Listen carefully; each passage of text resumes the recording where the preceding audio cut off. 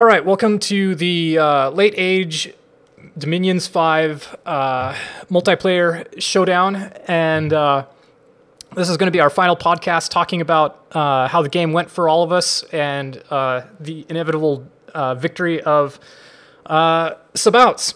So let's just go ahead and introduce ourselves real quickly. Okay, well, I'm Daz Tactic. I'm playing as Man in the game, in the sort of middle of the map of the war room as such. It's in through here, so I'm just sort of zooming in on the screen. Yeah. So anyway, that's I didn't win. And hey guys, this is Lucid. I was playing Micklin. I'm Satis, and I'm also Nucrium. Hello, my name is Sabouts. You can also call me God. I prefer that as well, but I played Pythium. Yes, the pants creator. Hey everybody, this is Sakane for Utgard, and I apologize. I'm on a crappy cell phone in the middle of the wilderness, so hopefully you'll be able to hear me throughout this podcast. All right, and finally, I'm WadeStar. I played Midgard, and the two players who we don't have with us today are Dwarf Comic, who played Pangea, and Battlemoose, who played Utgard, and they just had they played Olm. Oh, I'm sorry, Olm. Thank you. And now I'm all thrown off my game. And Battlemoose, who played Olm, and they couldn't make it because we are recording on New Year's/New Year's Eve, so they had some prior commitments. But we're going to go ahead and persevere and get started. So kind of, we're going to do things a little differently from the last two podcasts. We're not quite as organized because, again, of holiday scheduling, but we're going to start out with just a general question, kind of going over the entirety of the game. And that first question is to discuss kind of what was our strategy for winning in the game. And with the caveat that strategy may have had to change in response to certain events throughout the course of the game. But that's where we're going to start out with Daz. Okay, well, I guess my strategy actually started in the Middle Age because I actually thought that Man was overpowered in the Late Age from what I'd actually heard. And so I thought that if I turtled for the first 30 turns, I'd then be able to ruffle stomp for the last 10 turns. So that was actually my vague strategy. And I actually thought that was going to be something that I'd find fairly easy in this particular game. But, God, this game was hard. And so I ended up turtling too long, and then my ruffle stomp didn't actually ruffle stomp at all. So it was sort of really, completely went out the window. It was, big lessons for me about how to play the game, I think. Well, you did kill a lot of Vikings. Oh, not really. I mean, it was not as many as I wanted to. Who among us cannot say the same? He subcontracted the Viking killing to Subcontracted to Utgard. Yep. I paid good gold for those heads. Did you actually pay him? Yeah, I did. Yep. Funny. Which was just insulting to me. But go ahead, Lucy. Go ahead, Lucy. So playing Micklin, I didn't spawn near many of the level 2 or 3 thrones. So I didn't really think about it in the early game. Usually in my games, I don't think about thrones until pretty late in the game. And I'll admit, when I went after Ulm, I didn't really think about the fact that he had no thrones, even though he announced that in a message. So when it got to be the point where I was kind of winning the war against Ulm, and I was looking at what thrones I could take, which was probably starting around turn 30 is when I started thinking about it, I realized that there was really no reasonable way to get to 7. I would have to war like 4 different nations to get 7. And I ended up, my play was to go for Drake's Rest, so that was the one I took from Utgard at the very end, to go for the one I ended up direly trying to get from Pythium, which is 20 in the lake. He changed the units he had there. He got the Leo Campus at the last minute, and that completely messed up my strategy for how I was going to take it from him. And I didn't have time to think of a new strategy, I guess. and then to get the last one from Pangea at 130. So I think the wheel. If I got all those, it would have been 6, so it wouldn't have been 7. But I was confident if I had 6 and I could somehow hold on to them, that I would at least have a chance at winning. So that was kind of my plan. It didn't. It might have worked, except for it didn't work. Except the cataclysm happened, and then, of course, not the cataclysm we were expecting. Yeah, and then damn Pythium. Yeah. Go ahead, So Nook. I guess Nucrium? Yeah, I guess my strategy early on was, knowing that I'm not the most experienced Dominions player, was to try to was my only hope. So I was a bit aggressive, throwing out some interesting diplomacy messages, hoping to get so that I could kind of sneak in and grab whatever I could.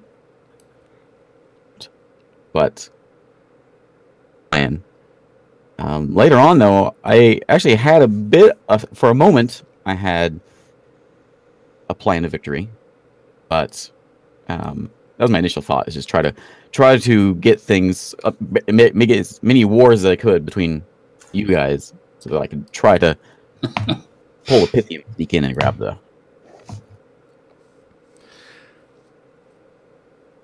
All right, and go ahead, Sabouts. How was your strategy, and how similar? How much did your strategy reflect what you ended up doing? You know, my strategy changed probably several times throughout, and I'm sure some of you guys know because you've watched it by now. I started off the game, didn't really have a set out goal. Pythium late age is usually a terrible nation, so it's really hard. The Hydras are really good, but aside from that, there's not a whole lot there, especially when you're competing in the late age against a lot of nations that have really, really strong blood magic.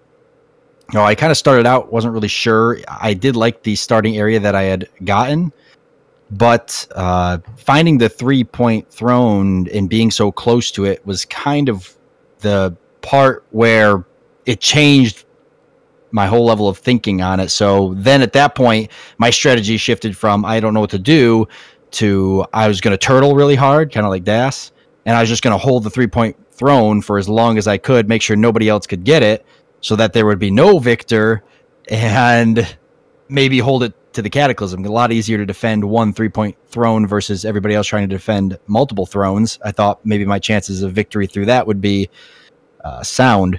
The plan to take the water thrones was sort of a last-minute plan. It kind of fell into place because my ability, I was surrounded by water, so I wanted to make sure that I took a lot of those water provinces. So early on, I was already crafting a lot of rings of underwater breathing and water manuals, trying to get my troops in the water. And then it just so happened that I had a bunch of those, and kind of looking at the map where all of a sudden a light bulb went off, I was like, I can get these 2 underwater thrones that nobody's taken, and that would actually secure victory. That's what I did. Well, actually, Nucrium had taken them, to be fair. Yeah. Playing the thrones, though. Guarded them well, he did. I looked at him for real hard. I remember begging you and Nucrium to take some of those water provinces so that I wouldn't have to be neighbors with Mictlan. I don't think anybody wanted to be neighbors with Mictlan. I saw him like destroying Ulm and heading my way. I'm like, oh my god. Look, guys, I was the most friendly, trustworthy neighbor out there. Second to Midgard. Actually, no, you were trustworthy, Lucid, and WadeStar, you were not trustworthy at all. You guys, this reputation is undeserved. I was a dedicated ally to Lucid in his battle against Ulm. The only ones that I actually could trust all the way through the game, and this is going to be funny for you guys, was Ulm, Lucid, and Sabouts. There you go. Was so close to attacking you, Daz. Yeah, I know. I watched your videos. Like, next turn I was going to get you, and then Pangeo. I was like, oh, there goes that plan. That's true. I was able to trust Nucrium throughout the entire game. But anyway, we should get into the trust issues a little bit later. Yeah. All right, go ahead, Sakne. Yeah, so I came in about halfway, but to kind of touch, Lucid said, like, normally wouldn't be focusing on the thrones from the get-go, But with the game settings as they were, like it was right from the beginning. And unfortunately, in Utgard's position, there was only a throne that had not yet even been claimed. It was still the Indies. That's the Drake's Rest that Lucid and I ended up fighting over later on. Then there was like Satis had a throne that was on the border with throne that I, and at the end of the game I kind of went for, but that was obtainable. And then there was the 1 point throne that Midgard had on my shore for some random reason, and we ended up fighting over that. But other than those 3 points, and those are three thrones in different areas, there was nothing else. It was the underwater and like that I was fighting with Pythium. I was neighboring Satis, and Satis had taken the province, and I felt like I didn't have a good sense of Satis's war with Pangaea, that I didn't have a way to permanence him. He could take it any time, so that was reachable. But so I didn't really have a way to win. So I felt that was a similar situation as Lucid described. Maybe 5 points and horrors to happen, and see if I could hold off that way. I know we can get into Diplo later, but I'm gonna go for his whole nation. But in this kind of game, it's not about taking over nations. You got to get thrones, and the other thrones were really. I know by watching videos, gonna go like underwater to get the 3 point throne, but like I never had. I mean, I have water access, but I never had like. It takes a lot of equipment to get giants to. It takes a lot of underwater breathing, and I never even. Now maybe I should have, but I never even conceived of that. I didn't think it. The 3 point throne. So I kind of felt in a similar situation where I had points within range, and I just had to wait it out until. Oh, you're cutting out a little bit there, Sakane, at the end. And just a reminder to the viewers too, Sakane is joining us from a undisclosed remote location, so forgive us if there are some sound issues. Yeah, I was giving the secret signal that it was cutting out for me. So okay, but you didn't see it. On Discord, we've got little secret signals to Sakane to let him know when it is cutting out. All right, so I guess I'll discuss my strategy initially. Yeah, but I can't help it. Oh, there you are. Yeah, no problem. We got the gist of it, I hope. Yeah, I think so. Anyway, so for my strategy to win the game. Was initially I didn't have one. I just wanted to focus on expansion and secure as strong a position in the game as possible, which went kind of mixed. Not being able to, I didn't have very good scouts, so I didn't know how I was comparing to other people, but I was definitely assuming Miklan was expanding out of control. And then once I realized that, what was it called? The Inner Throne. What was that called? Watch? High Watch? Yeah. Once I realized High Watch was 2, and I had the Throne of Bones, which was 1, and then I was able to snatch that North Province from Preempt Utgard there. That's when I realized, and I figured out where the Throne of the Pantocrator was. I was like, okay, I actually don't need to go to war with anybody. If I can just hold on and take over the Pantocrator throne, and I was like, I just need a little bit more research to do it with.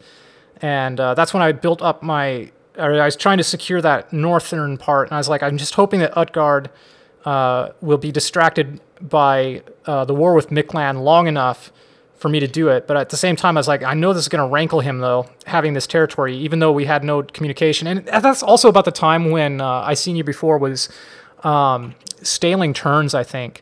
So, yeah, anyway, it was a precarious position. But then I was also trying to play this game where I wanted to hold off Lucid a bit as well, and also try to keep people from, pivoting and starting to declare war on me, which is why I was dragging my feet into a war with Lucid. And so, for example, the Witch Grove, the throne of the Second Age, even though I claimed that throne, that was in no way, shape, or form part of my strategy. I just went over there and took it because I wanted to see what Lucid had, and I didn't even invade Mictlan because the Throne of Bones did that for me.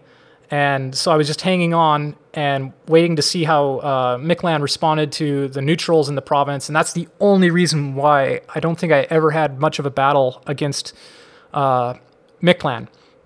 But yeah, but that bit me in the ass because then that provoked Ulm into attacking and destroying my entire army instead of focusing on Mictlan, who I considered to be still a bigger threat. And then after that, yeah, I never was able to really get back on top of things. I kept hoping that I might be able to take the throne of the Pantocrator, but I was kind of responding to Ulm the way things had gone in the Middle Age game, where it was like once people declare war on you like that, then they're kind of out for you. So that's when I just decided to change sides, and I'll get into that later. But yeah, anyway, yeah, I was just hoping then at that point I needed more time to try to go back to, because my prophet was dead, to try to go back to building an army that could potentially take the throne of the Pantocrator. And then at that point, it really was a race against time before Pythium secured the throne and started to build a fortress there, and before Utgard decided to take the throne that I had that was in his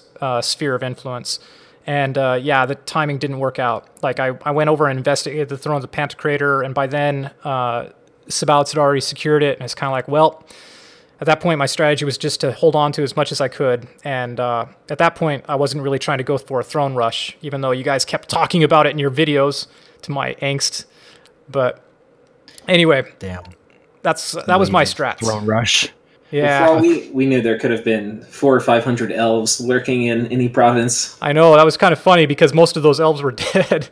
But anyway, I got a kick out of that though. That actually worked to my advantage, like having you guys worry about where my armies were. I was like, well, they're in the ground at the moment. But anyway, nobody knew that. yeah. Anyway, so should we go ahead and move on and talk about the kind of the alliances we had and our trust issues, so to speak, particularly in that early game with Mictlan? Yep. Do you want me to kick off from Go my ahead, side? Yeah.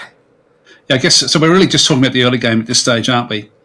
Yeah. So now, like my subscribers had warned me that Lucid was going to be sort of like the best player that we were up against at that stage, followed by I've seen you before. So I was sort of on the lookout for Utgard and for Mictlan right from the very, very start, and I was praying I wasn't next to either one of them.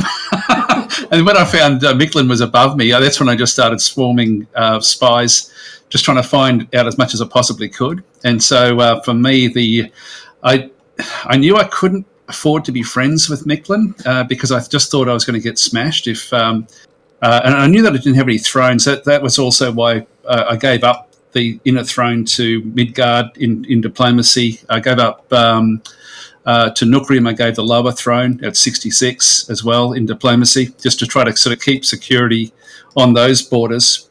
Ulm, we also had nothing really to gain against each other, so it was only Mictlan that by that stage that I had to then focus on, and I knew I couldn't do it alone. So that was sort of why I then started to try to get like an alliance against Mictlan, and but it didn't work. I guess we'll talk about that because that's more the mid game, isn't it? Really, but at that stage I was. I had heaps of forces actually all snuck in through Mictlan's territories, and I never got to actually pull the trigger properly. It was because of the nap that I had with Mictlan. And so I did honour the nap, and God, it was tempting not to. It was so tempting not to, because I could have got the Throne of Pestilence, I think, before there was a castle built there. And just to our casual viewers, nap being a non-aggression pact. Yeah, I didn't understand exactly how they worked, and so I stalled initially because I was waiting for Utgard and Ulm to start fighting, and Midgard, who never did, by the way. I kind of provoked a fight, but not in the way that we all wanted it to. But no, the way it turned out, it was actually I'm really quite happy the way it sort of not the way that it turned out from the diplomatic sense, but. I was really scared that Mictlan was going to ruffle stomp somebody, and I guess in the end it was Ulm that ended up sort of catching the ire of Micklin. But and Thank God. yeah, yeah, and that's why I didn't want to start next to Micklin or Utgard, to be honest. But yeah, so in the early days when I first saw what those sacreds could do, it was like I tried so many different things. I had so many different test things. I even had like secret test sessions with my Patreons where we'd actually spend like a couple of hours making test beds to actually put different forces against the sacreds of Micklin, and there was nothing I could do against them. Like I was just focusing on like I'd have 5 sacreds on one side, and then try to spend like the equivalent amount of money on the other side from my side, and then I would try doubling that, then quadrupling it, and nothing I could do would actually stop those sacreds. And so for me, it was like I had to go and make alliances and make. And find those alliances. And so very early on, I knew that Ulm was going to be a trustworthy neighbour because we had nothing to gain by going against each other, and we had to support each other because he was on the north of Micklin, I was on the south of Micklin. And then when I seen you before in Sakwane, basically with Utgard, that was like, okay, well then that's the other side. And then I was just hoping that by giving up the inner throne to Midgard, that he would then honour all the agreements and then help us as well. And just so yeah, and like it was just something I thought I don't know how to stop them, so I'm gonna have to rely on everybody else to do that. Okay, I guess I'll go next. So as I thought I did a pretty good job with early game Diplo. Little did I know, but that's right. When you play with us, everything's off the table, so to speak. Yeah, normally you want to get a non-aggression pact. Like ideally, best case is you get a non-aggression pact with all your neighbors except maybe the one you want to attack. And I had done that with everyone except Pangea and Utgard, and that's because I wasn't sure which one of those I wanted to attack yet. So anyway, I did that, and then all of a sudden, there's this alliance declared against me, which seems at the beginning to include Midgard, which I wasn't quite sure about. Well, because they didn't really have a border with me. Yeah, they were definitely included. Yeah, I was genuinely concerned, genuinely looking for a way to contribute. Right. By stabbing us in the back. No, we'll get to that. So I thought everything was good, and I didn't watch all of Battle Miss's channel or videos, but I still don't know his thought process behind ending the nap with me without giving any warning. So that's still kind of a mystery to me. I need to go back and maybe research that. Since he's not here, hopefully one of you know what happened, what he was thinking about. It was always the plan was he was actually the trigger for the attack.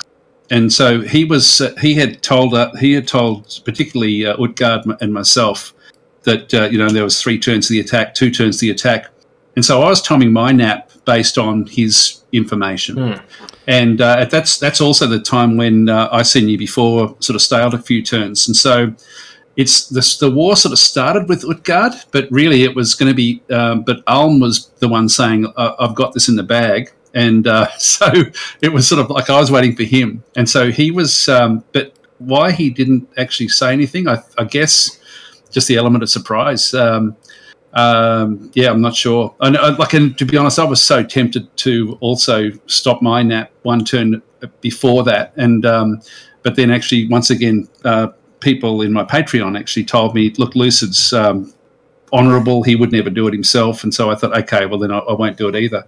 But it was so tempting to go 1 turn earlier for me. Yeah, and I can't speak for Ulm, but I can speak as one of the members of the group from the previous playthrough and in this game as well. At a certain point, if somebody is such a threat, then it's kind of like, well, I can honor a nap and lose the game, then I'll break the nap, or I'll betray it or something like that. So. I think it was too early for that. That's not the situation we were in. Yeah, I know. I won't debate that. And since he's here, he can't answer to that. But he may have perceived it that way because a lot of us. And again, only speaking for myself, were really, really very concerned about your power level. And without seeing the score graphs, that if we'd seen the score graphs, we might have been less concerned. But like I figured you were maybe twice as big as I was at the time until like we finally got to see the score graphs at the end. So he may have similarly felt that if he didn't strike now, that it was a game over, and there's no honor if you're dead, so to speak. I don't think that was the case either. Actually, I think it was an opportunity. I think it's from the diplomacy that I certainly had with Ulm. Ulm was very confident that he was going to be able to handle the sacreds. Yeah. I was really unsure about that because I didn't think when I saw them. Basically for me it was each sacred was worth 4 units. 4 normal units from what I could sort of tell because of the quickness. You've got double strikes and you've also got the luck. So you've also got the shape changing as well. So it actually was 8 times. You had 8 times. Each sacred was worth 8 units. Well, and that scared the crap out of me. Well, and that may be true too, because I remember commenting saying that I've kind of assumed that the reason Ulm even attacked me in Witchgrove, even without any prior diplomacy or anything like that, I kind of made the assumption that he thinks he can take on Mictlan, and he's just going to take this opportunity to kill my army, so I don't get any of Mictlan. So I don't think he did it for that reason. Actually, I think you taking Witchgrove was such a massive threat to everybody that the fact that he did it, I really thought good on you for doing it because you had to do it. Where you were positioned, you didn't have to take. You were so close to winning if you got the Throne of the Pantocrator at that time, and he knew that because we'd been communicating about it as well, I think, and because I saw your scout go into the Throne of the Pantocrator, and so I thought, okay, you know it's a level 3, I know it's a level 3, so I was letting other people know because you were the one that could grab it, and that was for me. That was like he had to do that. He had no choice. Well, we'll come back to Witchgrove, but anyway, do you have anything more you wanted to add, Lucid? Maybe just that decision from Ulm to kind of break his nap with me, it really influenced my play later because there was really nothing at that point. One of the problems with Mictlan is they're really slow on the map, so you're basically map move 1. So if I committed to a war with anyone else and then got backstabbed, it was going to really hurt. So ultimately, the fact that he did that and then the coalition didn't pan out resulted in the fact that I basically had to war him. So anyway, kind of an interesting series of events that ultimately resulted in his destruction. If he had ended his nap honorably like Daz did, who knows, I might have gone after Daz instead. But yeah, well, I didn't have any thrones either, and that was sort of, I thought, when I was looking at it, I thought, okay, my castles are going to be a bit harder to siege, so I thought I could even sort of bunker down a little bit if you did attack me, and just once again, just through diplomacy, try to get everybody else to keep on going up against you. So I didn't mind being the target if you came after me. It was as long as I had allies. So I wasn't too concerned if you came after me, but I of course preferred that you didn't. All right. I wanted to add something because, I just wanted to put something in because I wasn't there in the early game, right? But if I had been there, I could definitely say that I would never have joined as Utgard. I would never have joined this coalition against Mictlan. It's really guys speak about it because, on the one hand, Lucid's a great player, right? So you're all afraid of him, but also so he took. Trash scales, like the god's name was Full Measure, right? So even you don't have to watch the video, it's like a trash scale, insane bless, even without scouting. Speak for yourself there. I had to watch the videos. Go ahead, Dosik. So my point is that he's got a crazy bless, and he's going to be super strong in the early, and he's got garbage scales. And so if you're afraid of him, like any nation, for example, as me as Utgard, giants go, against his bless. So I would never want to fight him until I got like some key research, and then maybe I would have a chance, right? Like the power curve doesn't match up. So it's really like Das and the others, like, oh, he's really scary. Let's all team beginning of the game, but it's at the beginning of the game that where the crazy bless, and a bunch of sacreds is gonna trounce all your regular troops. It's only once you have your, important, some important research that maybe you could have taken him on. So it was really interesting that, I don't blame you for being afraid of Lucid as a player. I'm afraid of him too, but I wouldn't, that choice, to me, like, that's the way you're speaking. It sounds like I would have just hoped to Diplo out of being the target and just let him kill somebody else. And then, he's a hard target for you. Like, it would have been easier to go after somebody else. It's just my gut feeling. Anyways, I think from my perspective, when I got in the game plan right away. Yeah, from my perspective, to answer that, I was concerned he was going to go on a throne rush. I thought the game was going to be over like in 15 turns, and that's why, and seeing what his units could do, I thought, okay, yeah, that's what he's doing. He's just going to march anywhere he likes, take over whatever he wants, and get it, inside 20 turns. So that was certainly fair enough. But the geography made that impossible, right? He had no thrones close to him, so that was. In hindsight, we know this, but even early on, like, the geography was terrible for him. He had no thrones, and so, that would have required him conquer 3 whole nations. Even at the end of the game, after he'd taken over Ulm, he wasn't able to pull. Anyways, just an interesting. Let's there certainly. Let's bring Nukrium into the conversation here too before we continue with this particular back and forth. So, Nukrium, how did you feel about your alliances in the game? Friend Nukrium, lizard friends, lizard allies of Midgard. I was friends with everyone. That was my play, except for Pangea. I didn't have a lot of contact with Miklin. Information to make friends. I got sent up a couple messages about this coalition beat that was brewing, all saying I was in the coalition. So I was just playing try to be everyone's buddy, so then no one would mess with me, was kind of my strategy. I was really hoping it would be a big war, because then that would allow me to walk into Man's western border. And I was really hoping he would help me with Pangea as well. Sort of ease the border friction on my side. That's all I really did with Miklin pretty much the whole game, was what few messages I sent him was let's attack you, that kind of thing. Sometimes they were made up. I didn't realize that you betrayed me. I actually always assumed it was Midgard, and so I blamed Midgard. I watched one of your videos, and I think I saw you were blaming Midgard for it. Yeah, and it was you blaming me for what? What was it? For telling Miklin.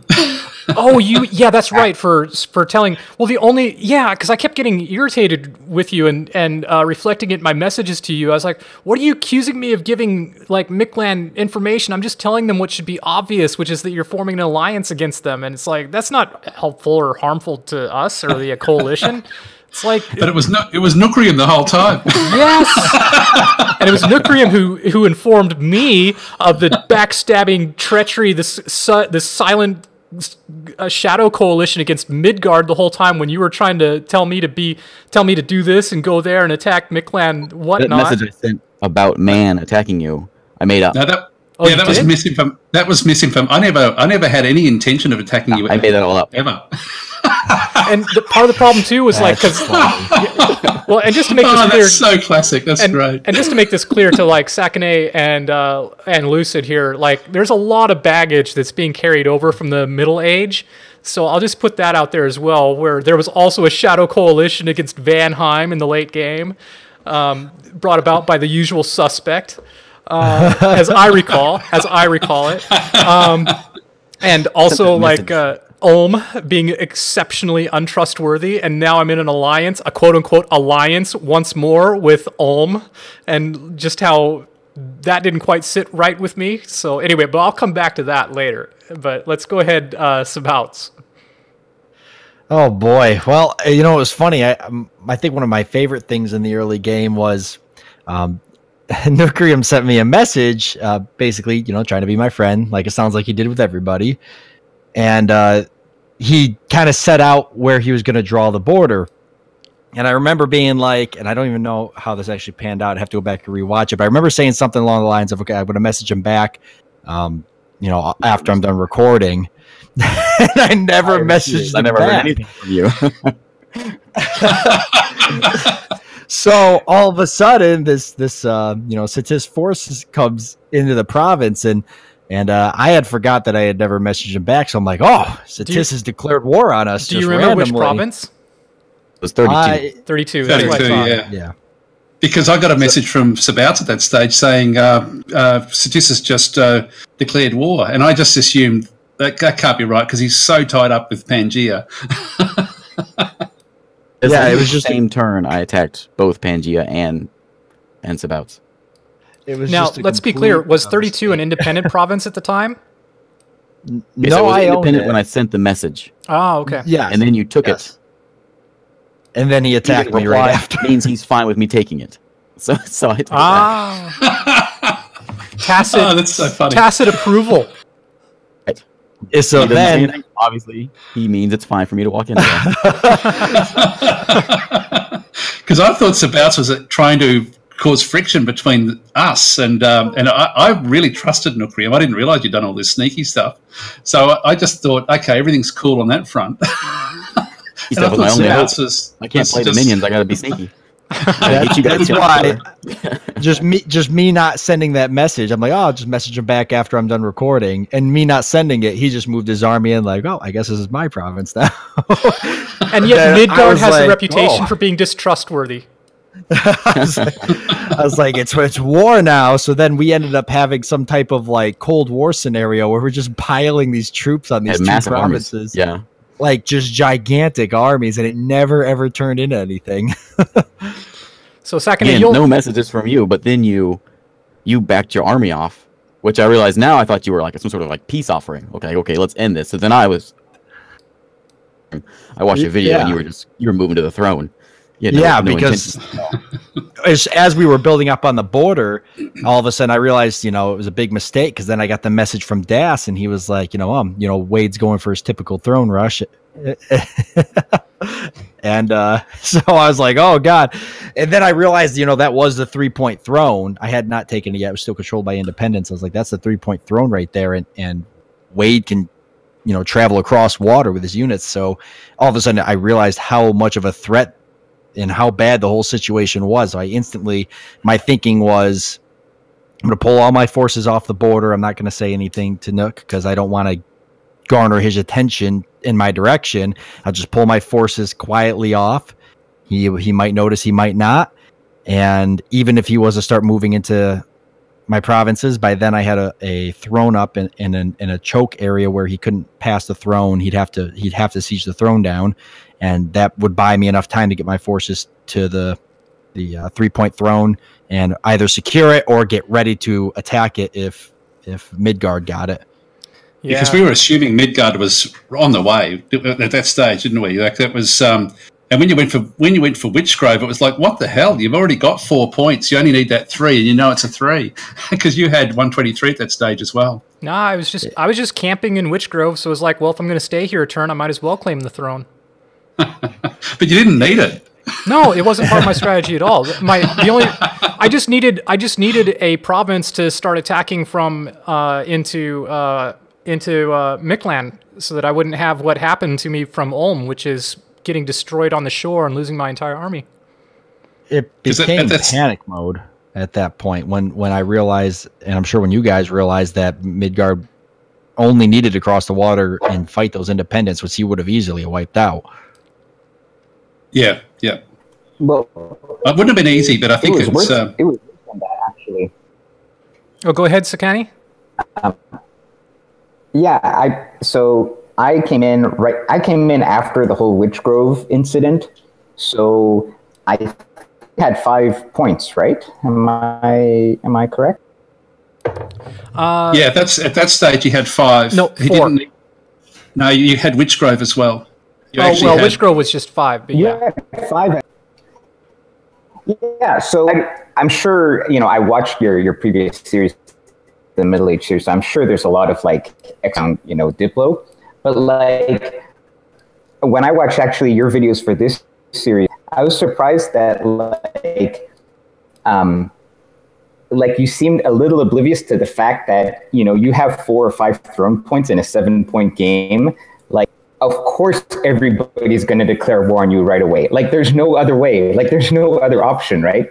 For example, the underwater throne that was kind of to the north of you, like between me, you, and Satis, that was 2 points. You know, you've got 5 points. There's no way to, you might have prepared some underwater, you know, method to go get it.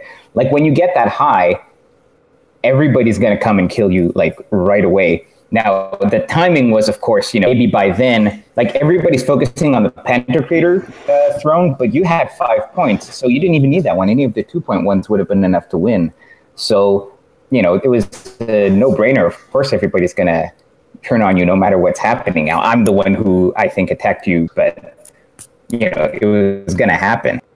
Actually, at that stage, Witchgrove, the Battle of Witchgrove was critical, and Ulm had to do it. He had no choice because of, as you say, he went to 5 points at that stage, and it opened the game up way too much. So the fact that he did it with our weird diplomacy where we couldn't talk about anything, I thought that was such a great move of Ulm's to do that at that stage. He had to do it. I take your point. I'll come back to that. I kind of agree and disagree at the same time, but I'll come back to that. But go ahead, Sakani. You were going to talk about your diplomatic situation when you entered the game. Yeah, that's always tough, right? When you sub into a game, because and especially because we weren't doing out of game Diplo. Although, you know, for those of you who aren't aware, on the turn that I joined, I was allowed, you know, I messaged people out of game just to understand, because I was script on that first turn. So I did do a bit of basic Diplo with some people, but not everybody, right? So not everybody got back to me. Oh, I think you just cut out. Yeah. It'd be good to know who didn't get back to you. I just paused. So it was so critical that broke the alliance essentially when you stopped attacking. So it was sort of one of those things where it was that's when all of the that's when we all had to sort of start scrambling. So I remember, in the end, everybody did get back to me, and honestly, the people who didn't were not really involved in the alliance, I think. But what I remember, you basically, Das, you informed me, like, you gave me a good background information on the game, right? That there was this alliance and that I was part of it. But also the way you worded it, and maybe it wasn't just you, but it seemed like, because when I had joined, it seemed like the alliance was already falling apart. Well, Witchgrove had just taken place. And so, yeah, exactly. When I had joined the game, it was like, there was the game. I had already a fight with Micklin that didn't go so well. Like, I lost a bunch of giants, which doesn't surprise me, because why would you attack Micklin with giants? And so, you know, I mean, like I said, if I had been there from the start, I would never have joined this alliance. But I was stuck in it, and so I was really hoping for a way out. And then I was hearing, the alliance is collapsing because of infighting, blah, blah, blah. And Micklin was all like, hey, you want to have peace? Because I got to go kill some vampires. So I was like, works for me. I got to go deal with a throne-rushing Viking. So, you know, let's go do our thing. So I think the timing just kind of gave me a good opportunity to, you know, the changing of players, I think, kind of made it easier for me to just be like, well, I guess I'm walking away from this fire of a diplomatic situation, and we're just going to go do our own thing from now on. I wish the Battle Moose was here, actually, because I think this is a critical time. The two stale moves around that Witchgrove, because I think you took over turn 24, was that right? Yeah. Yeah, and so turn 22 was the Battle of Witchgrove. No, I think that was turn 25.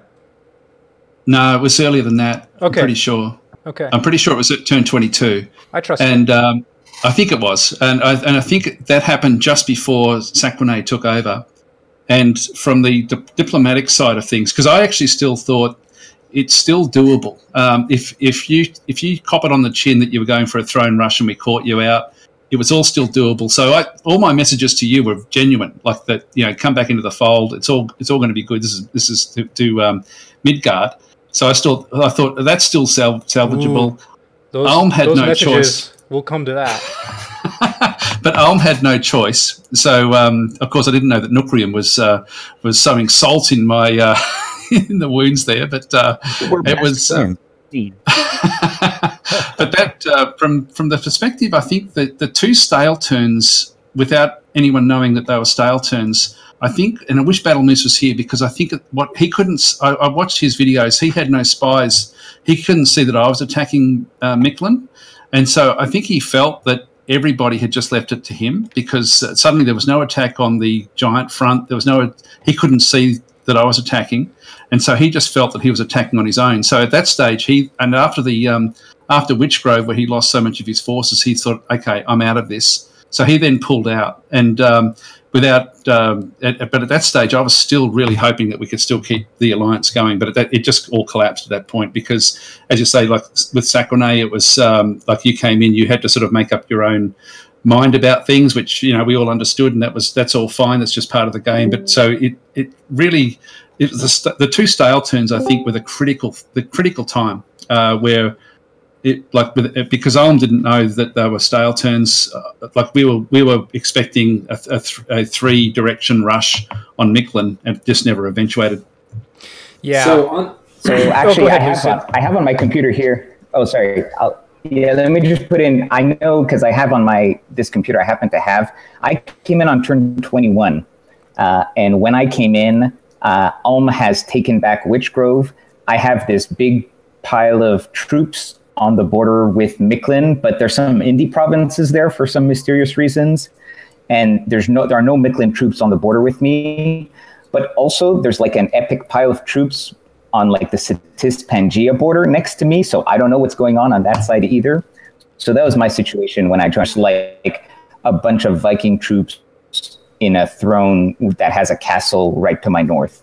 So it's turn 21 that I joined in. All right, go ahead, Lucid.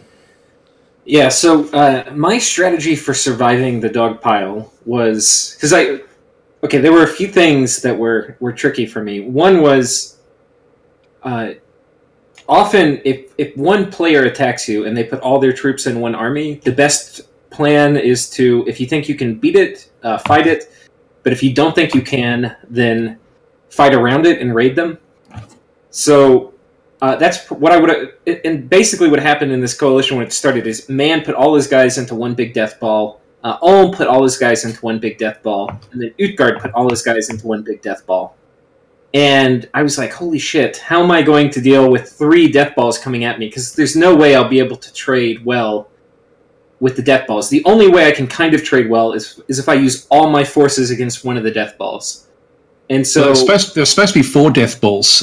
Midgard had committed to go up through number 73. When it's my turn, I'll say something. Yeah, I mean the thing. Okay, let's be honest. Y'all might have talked Midgard into attacking me. It didn't make any sense for him to attack me. Any of the land he got from me, he would never be able to hold on to in the long term from you and Utgard and Ulm. Like as soon as I died too, everybody's attention would have switched to him, who had a ton of land, a lot of thrones. And if he had any land for me, that would be the hardest land for him to hold on to. So, but anyway, my strategy was retract all my armies in close to my forts. And then as soon as I was kind of ready to give up everything else, and as soon as anybody got close to one of I would even have to give up some of the maybe fringe forts. But as soon as anybody got close to my central cluster of forts, to throw everything at them, eliminate that person from the coalition, and go after the next one. But I knew that wouldn't even work, so I then told Utgard, and this was right around the time of the Stales, hey, you've kind of been honorable in this, but Ulm and Man have been treacherous and scheming, and Ulm worse than Man. So let me spend my armies on them, and I'll probably lose all my stuff, but at that point you can come in with a big force and take all my stuff. Which, if I were Utgard, would have been a great deal. I'll just keep a big army on the border. I don't have to kill anything till Ulm and Man. I can raid menacingly so they think I'm still part of the alliance. But for me, that would allow me to not worry about giving up quite as many forts like when I moved an army to drive one of you off. So the first few stales, I actually thought he was doing, because his armies were staying still. They were basically exactly what I requested him to do: keep a big army on the border and wait for me to spin myself. So it's kind of funny how that ended up being a stale, but I thought he was actually doing what I requested. Yeah. And thanks for bringing that up too, Lucy, because a lot of what you said I think is kind of close to what my perspective was at the time. I may try to segue us into Witchgrove here and just double back what I had to say. But yeah, I think the main problem I had with the Coalition was actually that it was too strong. And I knew that no matter how good a player Lucid was, and I even had this kind of going on in my mind as we were setting up the game, which is, when you have one really reputable player in any game, there's a tendency for the weaker players to gang up on them. And, it doesn't matter how good you are. If you get enough Smurfs together, they'll topple any giant,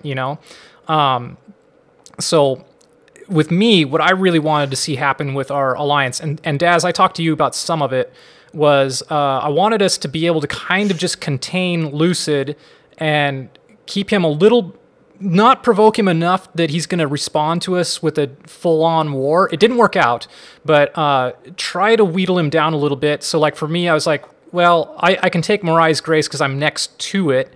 And I'll just tell Lucid, hey, I'm just doing this so that the Alliance will not complain about me not contributing to the war effort. But, you and I'll give it back to you and whatnot. And it's that trade, I didn't really expect it to work, because when you guys were doing that to me in the Middle Age, it didn't work out for me to give you guys my land that you just, it didn't stop you guys from attacking me later in the Middle Age. But I was just kind of hoping we could kind of take a few little bites out of Mictlan and funnel him into, well, this may be a little bit of hindsight wishful thinking, but funnel him into an attack with somebody other than Midgard. Utgard would have been a good choice, because that was the other strong player, and he had a lot of not thrones, but he had a lot of forts up and everything. It was just kind of try to keep him just a little bit weaker while we can kind of drain some resources that he probably feels entitled to. For me, it was Mirai's Grace. But that actually backfired and provoked Lucid into getting off of a Utgard fort that was above Drake's Rest. What was that called over there? Province number 65. The Span. The Span, yeah, because I was very happy to see you sieging his fortification, because I was like, well, that's less resources for Utgard, who is going to be the other huge pain in my neck. And that's what also I started worrying about relays something or another, which was your single connecting province to the ocean provinces. And I was like, that's where I want to strike, because he's taken over the water, which I was kind of frustrated. Not that Ulm had any duty to do it, but I had really hoped that either Ulm or Utgard would have cut you off from the sea, but it didn't happen. And so I was like, well, I guess that's going to be my new target, is I'm going to have to ride into that province. And I can't stop him from taking the water, but I can at least cut off that huge amount of income for a while. And yeah, I just kind of stalled out there. That's why I ended up going to Witchgrove instead of in there, because I didn't want to... I was really reluctant to provoke a hot war with you. I just wanted to contain you as much as possible. And then, once Ulm was brought into this alliance, I already didn't trust Battle Moose because of our Middle Age game. And yeah, so there was just too many of us in this coalition against Mictlan. And if Mictlan was booted out of the game, that was going to upset the balance of power. And for me, I really wanted to stay out of war as much as possible, because my entire strategy revolved around, at that point, around getting the throne of the Pantocrator before anybody could do anything about it. And what I think you guys are missing from my perspective, and why I disagree with a lot of the emphasis that Witchgrove was necessary, was that, first of all, I still needed to get one more throne. And I do understand the point that, and I think I realized this is my blunder afterwards, is you guys didn't know how many points the Throne of Zeal was, which was next to me and owned by Independents. And I even regretted that, because I had thought the Throne of Zeal was a 2-point throne as well. And so when I took Witchgrove, I even commented saying, I wish I'd kind of coordinated this better, because I could have taken the Throne of Zeal and Witchgrove in the same turn and gotten myself to the 7 points necessary. But since I only took Witchgrove, and this was a failure of my own diplomacy as well, I told Utgard this, but I didn't tell Ulm, was that I fully intended to give him Witchgrove. I just took it because I wanted a province that would put me in a position to hurt Miklan, go into the relay mercs, but not expose me to too much risk. And I wish I'd told Ulm that, but looking back, I know that I didn't message Ulm any of that information, and so I think that's why I think that contributed to his panic attack. And that was a failure on my part. He would have attacked you no matter what, even if you had said that, because you were such a threat at that stage. Yeah, and I still would have considered it a betrayal. And I still consider what he did to technically have been a betrayal, because he should have talked to me, man. But it's my own fault for not talking to you guys either. And because that's the diplomacy though kicking in. That 2-turn turnaround is this is why I really like it. I love that the diplomacy was like that, because it forced those sort of moves. Yep, I agree. And the turnaround was definitely the turnaround combined with my diplomatic style didn't do me any favors in this front either.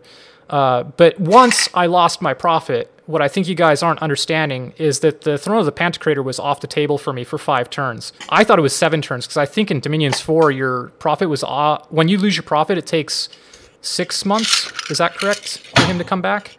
And they changed it in Dominions 5, so it's only 5 turns? I'm not sure. But that was my understanding at the time. So I was like, well, I have 7 turns that I can't win the game. And that's when I was like, well, I'm going to just take everything I got against Ulm.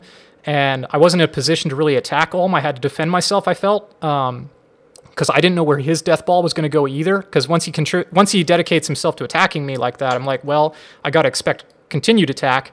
And at that point, I felt I had to switch over to Miklan, because I wanted to first of all punish Ulm for what he did, and the only way I could go about that, and this is also, Daz, why I set up that like, of all the people in the game, I will say this, of all the people in the game, you have a right to be angry with me, because I definitely was messing with you up here when I took over that undead province. It could have backfired on me. You could have destroyed that small force I'd sent in to clear out the undead for you. Oh, here it was. That was 59. 59? Yeah.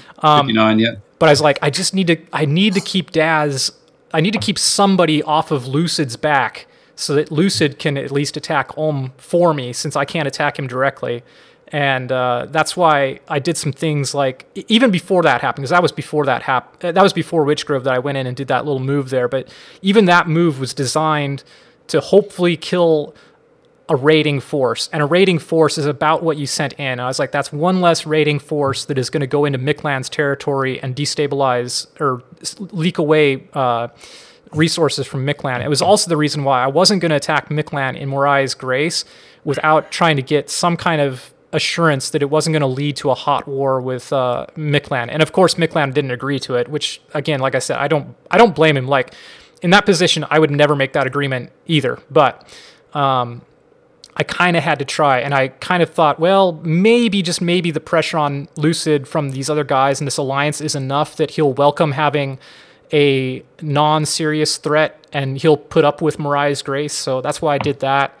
But yeah, after losing my profit there, my whole point in the game was to get Ulm, and then once I was able to get my profit back, I was like, well, I gotta, to a service to my viewers, I still have to try to keep winning the game on the table. But yeah, I didn't really have, that was my best opportunity to win the game, and Ulm took it from me. So that's why I went after Ulm. And a lot of my reasoning there was similar to what I think Lucid was getting at, which was just like, you know, if you feel like everything's going against you, then just try to at least take out the person who's done you the most harm, so to speak. So, or the person who you feel the most betrayed by. So that's actually where I went there.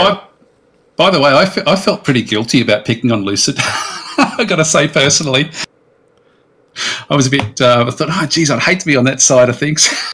Yeah. It's you know, it was a little frustrating, but you know, at the end of the day, I understand it. I had a really strong bless. I would have I think I was pretty comfortable with the 2v1. When it got to be 3v1, I knew I was kind of out of my depth in terms of whether I thought I was going to survive it. So it made sense to team up. Though in reality, I wasn't going for you. I was going for Pangea or for Utgard first. So it wasn't an existential threat for you, and I wasn't near thrones. But it did make sense. My fear was that you would just walk to any throne that you liked. And at that stage, we didn't know what the throne numbers were either. Right. So it was, from my perspective, it was I thought the game was going to be over inside 20 turns. So the reason for me actually forming that coalition initially was to try to stop that throne rush. And this is where also I think a lot of us overestimated each other's threat. Like I feel you guys overestimated my threat level for a throne rush, but I think Lucid, we didn't understand your logistics problem.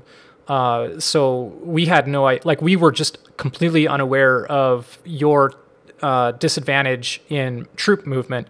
But at the same time, it's kind of hard for you to say to us diplomatically, hey guys, don't worry about me. My troops can only move one province at a time, because on the other hand, that might be advantageous to you as well. You don't want to advertise your weaknesses either. That's not true either. He's got flying eagles. He's got jaguars, which are unstoppable, and he's also got water blessers as well. But I should let none of that translates onto the strategic map. Right. On the strategic map, I can only move one province at a time. Partially because of the snow, which slows my guys down, but also, I think if I had two perfect plains, I could, in that case, and it wasn't cold, I would have been able to move jaguars two tiles.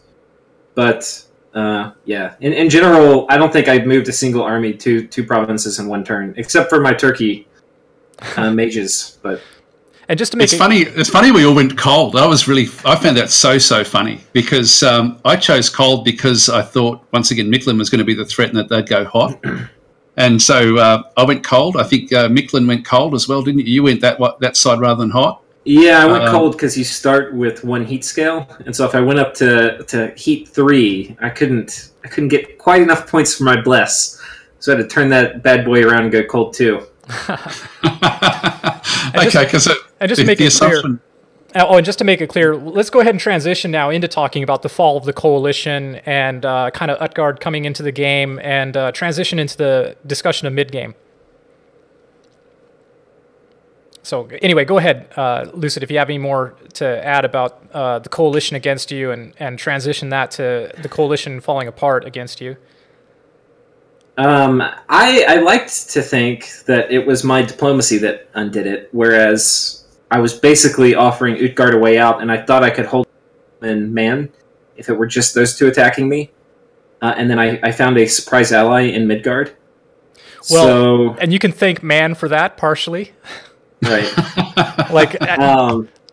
So cheers, WadeStar. That was you actually probably bailed me out more than anybody for sure. So if it was 3v1, I was eventually going to lose, but I was determined I was going to eliminate either Daz or with me, just absolutely destroy one or two of their armies. And we were on the exact same page at that point. And that's one thing I forgot to mention, Daz, is you were telling me those messages trying to bring me back into the fold. And suffice to say, the Vikings found them extremely tone deaf. See, at that stage, I was prepared to take one for the team. I was prepared to actually waste my forces against Micklin if it was going to save the game, because I really thought that watching what those Sacreds could do, it was just, I'd never seen anything like it in Dominions. It was just absolutely shocking to me. It was, so I thought, well, somebody's going to have to sacrifice themselves, and so I was prepared to do that. And I think Ulm thought that they were the ones doing that as well. That's funny. Well, that's funny, because the messages you sent me, I'm not saying this is what you intended, but I think the way I read them at the time is it sounded more like you were demanding that I fall on my own sword since I'd lost my ability to win the game, and they're like, oh, we'll just sacrifice Midgard to Miclan. I was like, what? No. No. I don't know how you interpreted that. Well, this was all in the game, so I was pretty heated a bit about losing Witchgrove, and then, yeah, like I said, being asked to come back into this alliance wherein one of the allies had just attacked me. Well, I guess actually, from what you're saying, your focus was on the water, wasn't it, and not so much on the thrones at that stage. Whereas the rest of us were thinking you were going for a throne rush. And no, I was definitely going for a throne rush up until my army was destroyed at Witchgrove. It's just that taking Witchgrove didn't fall into that throne rush strategy at all. It was just trying to be a member of that coalition so that coalition wouldn't start attacking me instead of Mictlan. But that was the worst move that could have been made. For those of you who haven't watched WadeStar's videos, it's really funny. The proceeding up to Witchgrove, he's talking about how he doesn't want to get an army trapped on the shore because they can't retreat. And like for 3 episodes, he goes on and on and on about doesn't want that to happen. And the first time he attacks a coastal province, Olm kills his whole army and all the retreating dudes die. So that was pretty hilarious. Yeah, it was funny. That was a really good turn, actually. Well, for some people. I mean, for the game, that was a really good turn. Yeah, it was. I'll just say one more thing, and then let's have Nukrium go. But yeah, I mean, as a player, that was devastating. But as you know, as somebody who is reflecting on the game as a whole and as a story, and I think some of my viewers may have commented on this too. They were like, "Well, at least now it's not going to be a boring game where somebody throne rushes without ever attacking anybody else." Cough. Yeah. I know Lucid has some thoughts on this subject. Well, let's get to the throne settings later, because we've already talked about it a little bit, but that's something we should talk about when we talk about like what we would do different next time. But Nukrium, how about you? How was mid-game for you? Mid-game for me was all about, well, actually mid-game, we'll say, was probably my, because I got a ceasefire with Pangea. I thought I had a ceasefire with Pythium. I assumed I did. Huh. And so I was just building forces. I was just cranking out as many troops as I could. And I was growing. I finally got into the water provinces. That's where you started to annoy me. And I had you and Midgard, I know, were going at it. I didn't really know much about Witchgrove other than you guys talking about it here. I had no idea anything about that part of the world. I sent my most angry messages to Nook about the betrayal at Witchgrove. You were every message from you was you ranting and raving, and every message from Dawes was just rabble rousing, just trying to get folks in with his coalition. But you were also saying, "Yep, I've got it." Thrown at which one I is was it? everything. Throne of Bones at 31. You were, "Yep, I'm on it. I'm there. I'm going to be attacking." I had a communication with Lucid also for a while where we were planning to attack you at the same time. We were like teaming up. I wasn't going to, but I was. yeah. I'll be right there as soon as you attack them. But I was just trying to build as many forces as I could and get into position so that I could do kind of what's about to at the end and just sort of. I was pretty sure people weren't really paying any attention to me, and that's kind of how I wanted. How did your war with Pangea end? Like at the first time? So you were mentioning about how he had like a big death ball of troops, and that's what he did.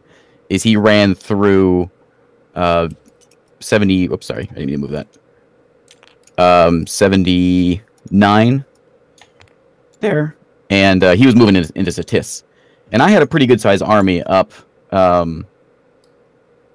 Because I was expecting him to sneak attack me, and instead of I didn't think I could defend against him because he had his god with him. Made my force there at 79. At my fort, so I figured the best strategy was just to charge into his territory and just try to take as much income as I could. And I took his throne at 80, and his other fort at 89, and then moved up around to his cap circle. Mm. You did a great job actually going his up territories, and he got 2 of mine, and just sat in Satis. My Did he not break the fort? Do what? He never broke the fort at Satis? He never broke. No, he didn't have enough forces, but they were powerful. And so I was watching these attacks. Turn after turn, Nukrium was coming out against him, but couldn't break through the, what are they? The centaurs. So he had these centaurs that were just there. So he didn't have enough numbers to actually break the walls. But it was interesting because it was just turn after turn. It seemed like there was an attack. And I always thought, it'll be this turn that they break, but they never did. So I sort of came to the conclusion just to kind of let that go and just try to break him in his territory, take his money away. And so that's why I took a bunch of his territory up to the north and hit me from the south. And so I started moving my force back. Because I probably wasn't going to be around much longer, especially well, Pythium Sense knew what he was doing now with the wind, but I saw some gathering of man troops on the east, looking at my throne, I think is what's going on there. And Utgard attacked me on the very last turn. I knew he was coming for that throne at 80 also. So I wasn't going to be around much longer. But for a moment there, mid-game, I had... all right.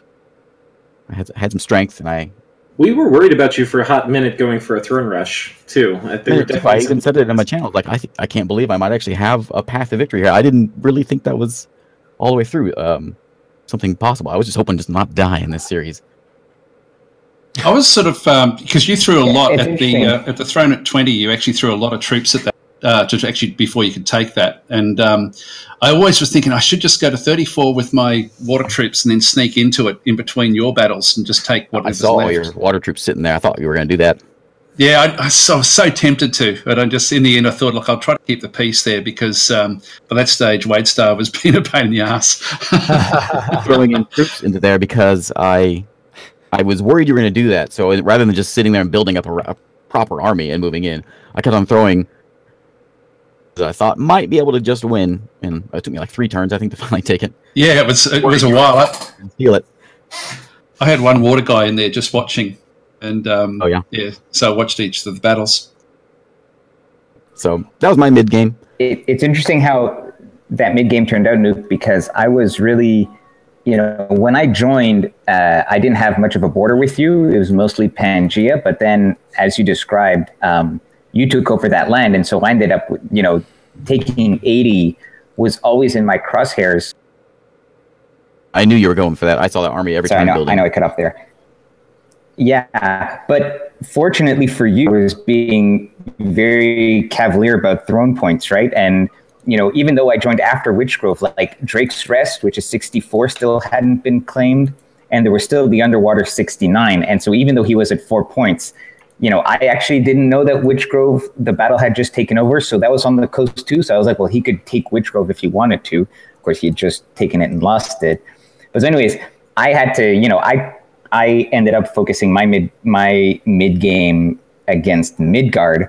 But if he hadn't been in such a throne, rush position, then looking at the war raging on in your lands between you and Pangea, I kind of felt that would have been a great move for me, was to move east and, just clean up after you guys had been killing each other. And hopefully, definitely grab 80. But then I felt I would have been very safe in taking the Underwater throne, because I always felt you were going to make a big play underwater. I felt you'd been much stronger underwater. But I think you ended up being too distracted by the war on land with Pangea, and I guess Python later on. But it could have ended up different. We could have ended up being me fighting against you instead of against Midgard. Go ahead. Oh, go ahead, Sabouts. Unless Nukerim, do you have anything else you want to add? Any final thoughts? I was trying to get. I've seen you before quite a few times into the war with Pangea. I don't know, not this turn. So I was even willing to give him that throne at 80. I was doing the same in the early game. I was trying to get Pangea to attack Utgard because, I wanted Utgard and Miklan to be weaker, mutually weaker. But, yeah. Anyway, I was trying to get Pangea to attack Miklan. I thought I had it. Well, I didn't like Pangea attacking Nukrium because Nukrium was at that point like my solid ally. Like, he didn't complain too much about the ask I'd made for the Angelic Reach. So yeah, I was fully committed to that alliance there, and I was just trying to put pressure on Pangea to lay off Satis because I wanted Satis to be attacking certain other people. But anyway, let's go on, Sabouts. In particular, I'm going to be curious about your move mid-game into, what was it called? The throne I'd taken that was in Utgard's sphere of influence. Oh, yeah. So mid-game was a very interesting time for me. It was very early in the mid-game. That's when I started moving forces back off of Nukrium's border, and sort of there's a ceasefire going on there because I was mainly concerned about the rush going on. I didn't know a whole lot about Witchgrove or that whole situation. I definitely wasn't part of that alliance or pact that was being formed to take out Miklon, because I didn't have any borders really with them or any way to get to them. So I was a little bit in the dark coming into the mid game, and all I had to go off of was that Midgard was a big, mean baddie, and he was going for a throne rush. So instantly my instinct was, okay, I got to secure the 3-point throne. And then after that, I sort of got out of track. I wasn't really, my head wasn't really in the game. So then I started thinking, well, how can I further cripple Wade? I think I ended up watching a battle. It was between, Wade, who did you fight at that time? It was either Man, or it was the one where you lost, you got like, oh my God, you got slaughtered by Utgard. I can't remember if it was one of those. Thanks for reminding me. One of those battles. No, that was a lot later. That was a lot later. So it would have been okay. It would have been Man then. I think I watched you and Man hash it out, and I watched both you guys lose a lot of forces. It was one or the other. And then that kind of made me think, okay, I think we could, we'll move on to this throne here. And that'll definitely make sure that Midgard has absolutely no way to do anything. Because right at this point, I didn't really know you could send forces across the water at the 3-point throne at any point. And it wasn't really very well defended. I had set up a trap there, and I had some forces sitting there, but it wasn't defended enough to fight a massive force. I wasn't 100% sure on where you stood. So my thinking was, well, maybe I can come across the water. If I take this throne, then you're definitely going to be handicapped. Even if you get the 3-point throne, you'll be handicapped from being able to do anything with it. I think that was my thinking originally, but then obviously Utgard had sent me a message saying that he wanted the throne. It was technically within his domain, and I wasn't going to question that at all because I wasn't ready to provoke a war with Utgard. And then on top of that, I knew he would be able to defend the throne from Midgard a lot better than I would across the water. So I totally moved off it and messaged him back, said, it's your throne, you can have it. And he moved on to it. And then at that point, that was kind of the part where it got awkward for me, because your throne rush was pretty much dead in the water. Thank you for being the only one to realize that. Your throne rush. Well, that's the funny thing, though. That's where I'm going with it. Your throne rush was dead in the water at that point. But for some reason, I had this urge to still try and kill you. So for like 2 turns... This with people wanting to kill Vikings. For like 2 turns... Diplomacy. I was trying to figure out how to kill you. And then that's when somebody in the comment section who had been watching the series was like, hey, maybe Midgard's not that much of a threat anymore. I mean, you can't really get to him, and he doesn't have a path to victory. And I was like, that's a really good point. And once I went and looked at the score chart, I was like, there's no way he can really take it from here. And then I think it was maybe like a few turns after that, that's when I saw Utgard just, I shed a tear. I think everybody shed a tear when that happened. And that's when I knew, even if you were building up a force, that there was no way you're going to cross that water and take that 3-point throne, because by then I had built it up pretty heavy. There was a trap on there. It was very, very well. There's tons of forces just shoved inside the walls. So I knew at that point all I had to do was keep a ton of forces on that throne, and then I wouldn't have to worry about that. I'm trying to think what else happened in the mid game that was really critical. The mid game was definitely a more awkward point between the exchange going on there with you, Wade. I don't think I really had a whole lot of contact with anybody else. Well, you didn't reply to any of my messages. Oh, no. None of the ones where you were sending me.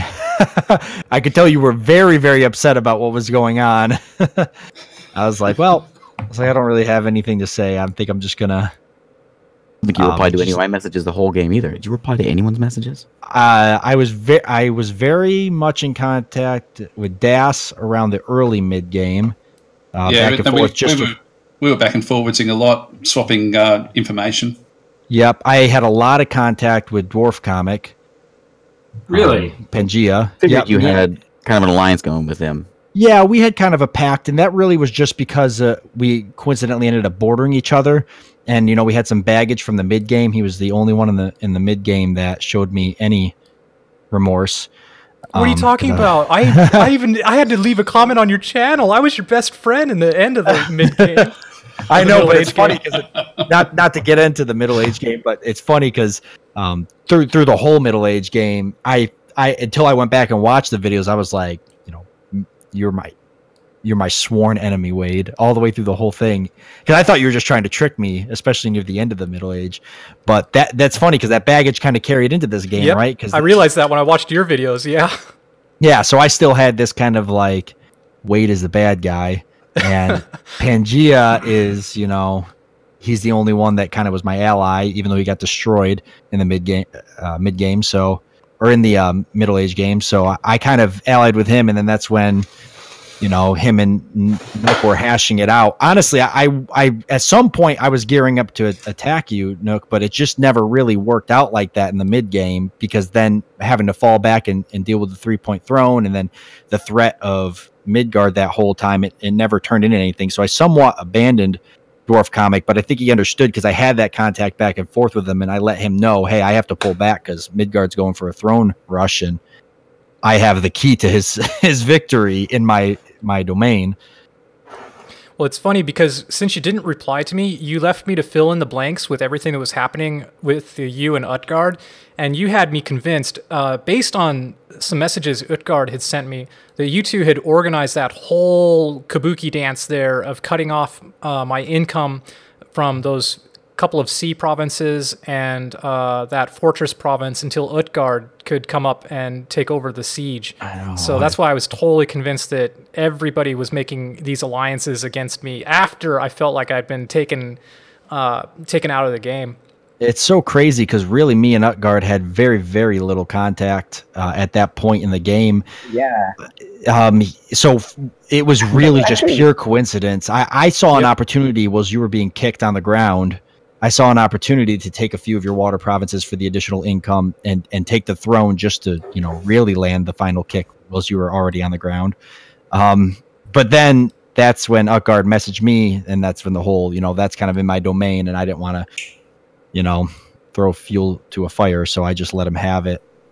And we kind of drew our lines there. I think the timing there was, I think the timing was actually perfect because, great minds think alike, right? So both Sabouts and I both saw your throne. I joined this. I mean, I'm joining on turn 21. You're at 4 throne points.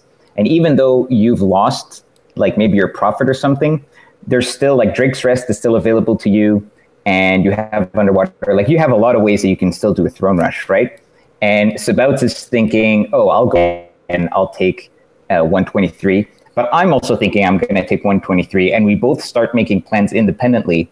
But he gets there first, just as my army is 2 turns away. And so the Diplo delay was actually just perfect because I sent him a message.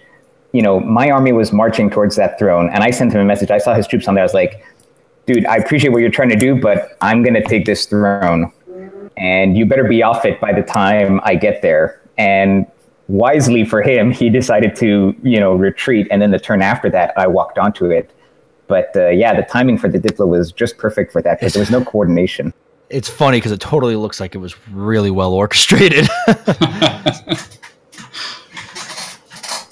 And I guess I can segue into this too. But at that point in the mid game, like you say, Wade, I also, to me, it was clear once I had taken 123, and I was also going to claim, Drake's Rest, which was still independent control. I was going to take that as soon as I joined the game. Once I had those 2 thrones, I knew that your throne rush thing was over, right? And so I no longer considered you a threat for winning the game. And that's why I kind of sent a message globally, which was just all right, well, we dealt with this throne rush. I'm done, right? I don't care about Midgard anymore. I just wanted to stop him from winning. And then it was at that point but you sort of kept the war going with me. I mean, which I guess emotionally is legitimate, but in terms of game winning, I was just look, I stopped your throne rush. I'm good. I would have honestly preferred to go east, into the whole Pangea Cetis war and just let them, clean up behind them and take some provinces there. Because there were no thrones for me to gain from attacking you, right? This is like a turn 40 Cataclysm 7-point game. I had nothing to gain from conquering you. Your thrones were so far away from me. I didn't want to keep fighting you. Now, maybe I don't know why you wanted to fight me, but, I didn't want to fight you at all. I was just, okay, I stopped this throne rush. Now, where are my other thrones? And in the end, I had to stick around and beat you up a few more times, but I never had the chance to go after, to do anything else basically before Sabouts eventually won. Well, so I can respond to some of that. Like, first of all, my viewers were more savvy than I was in terms of your potential throne strategies there. And so, as I was saying before, some of it was that I had to get you back for 123 for that throne, and because I can draw income through sailing, it really, really is actually not so bad. When you were leaving 1 point of province defense, it was just like I can spend 1 turn with this particular thug and take this province and get income for a turn, and it slows down Utgard, who at that point I saw you as being in a position of like, I considered you, before you attacked me, like I was actually expecting you to attack me at some point, which was why I was lobbying you so hard to go after Man. And I don't know if this came through to you or not because of the way I wrote the message, but I was even offering you to hold on to provinces that were formerly mine if you were taking them from Man. And so I was trying really hard there to get that non-aggression pact with you. And what's unfortunate for what turns out to have been both of our goals, I wish we'd had a conversation wherein you said, like, I will give you a non-aggression pact, but you have to give me 123.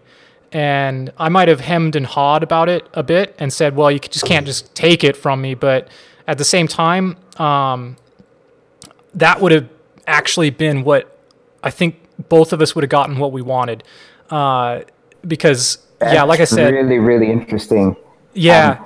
Hey, yeah, let me just stop you right there. So that's really interesting on 2 reasons. Just first of all, let me back up, because you said, oh, you wanted me to go after Man, and you'd let me take some provinces that he had originally. And also, for the record, I think basically at the same time, Man is telling me the exact, going backwards, right? Man is like, oh, you can attack Midgard, and you keep any of the land that was formerly mine, right? Yep. So both sides were on an Utgard to be on their side. Yep, but I knew... both of you weren't realizing...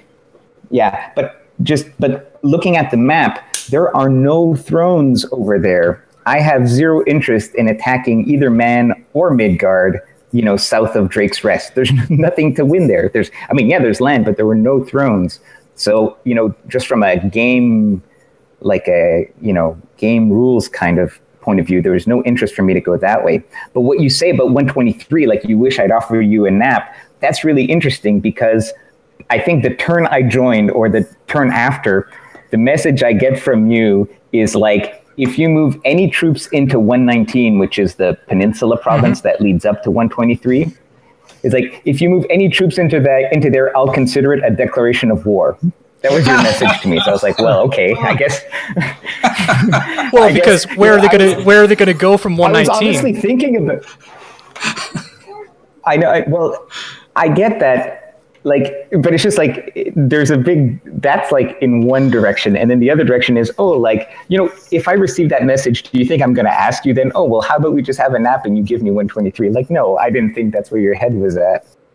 I think if I didn't cut in there, what I think the problem is again, we found we could actually intimidate each other. But in this game, no one was intimidating anybody, and it was I found that quite interesting as well, just from a diplomatic thing between the different series. It was so that sort of comment in the first 2 series would have actually had people would have stalled. They would have thought, oh, okay, but not anymore. Well, I think my diplomacy was definitely a disadvantage, and I definitely was certain that Man was doing his best to get you to go after me. And I don't know, I think if you dedicated yourself to war with me sooner, you would have had a path to victory through taking out Midgard. I don't know how that would have panned out with the other players, of course. Yes, I agree.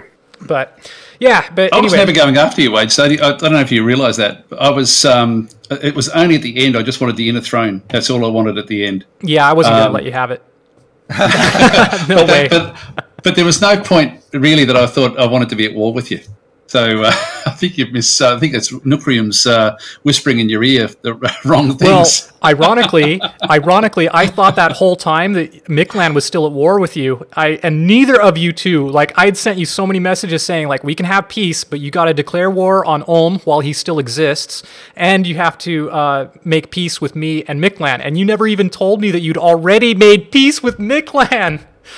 And nor did Miklan. That might have been nice to have known my ally. So all this time I'd been working, like all this time I'd been like trying to get you off of Miklan's back, and you'd already gotten off of his back. Yeah, I left straight away as soon as I know. I know now.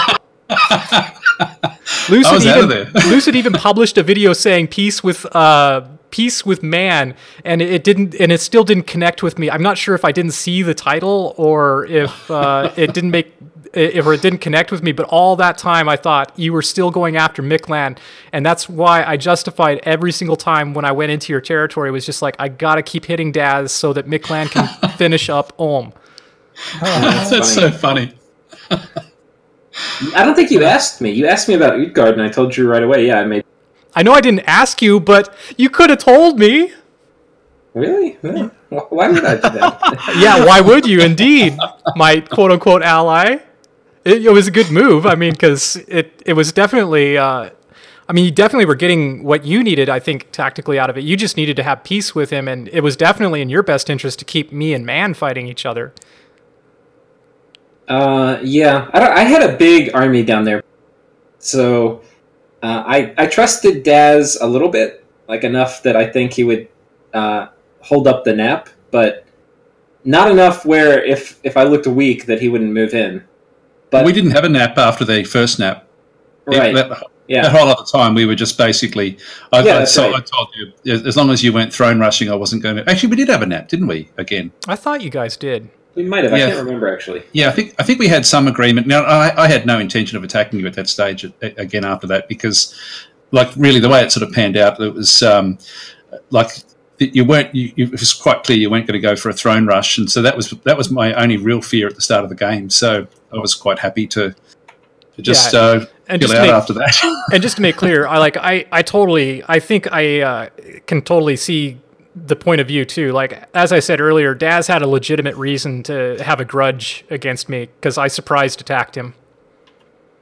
But even then, I still didn't want to go after you. That was I really thought I'm going to give him I gave you 3 chances, and then the final one where you started sending those arrows against me and stuff like that, I thought, well, we were still at war. I was never at war with you. Well, I declared war on you, which means we are at war. So this might be a little out of order. Why didn't you guys have a fight at High Watch for the Inner Throne? I think half of us were probably waiting with, gritted teeth for the final battle at High Watch. Well, we can transition. We can transition to the late game at this point then, and I'll answer that question. I was outclassed magically, especially with what happened with Utgard. At that point, I needed to get some key research before I could attack either of those two. And so I was basically going for living clouds. And if you watch the score graphs, it's really interesting too, because you can see how far behind I am in research against Man when he moves into High Watch. And then you can see where I actually catch up to him right exactly when the game ended, which is when my research finally got on par with his, and I got living clouds up. And I just needed one more turn. Like the next turn, if the game hadn't have ended, I was going to break siege and we were going to fight each other.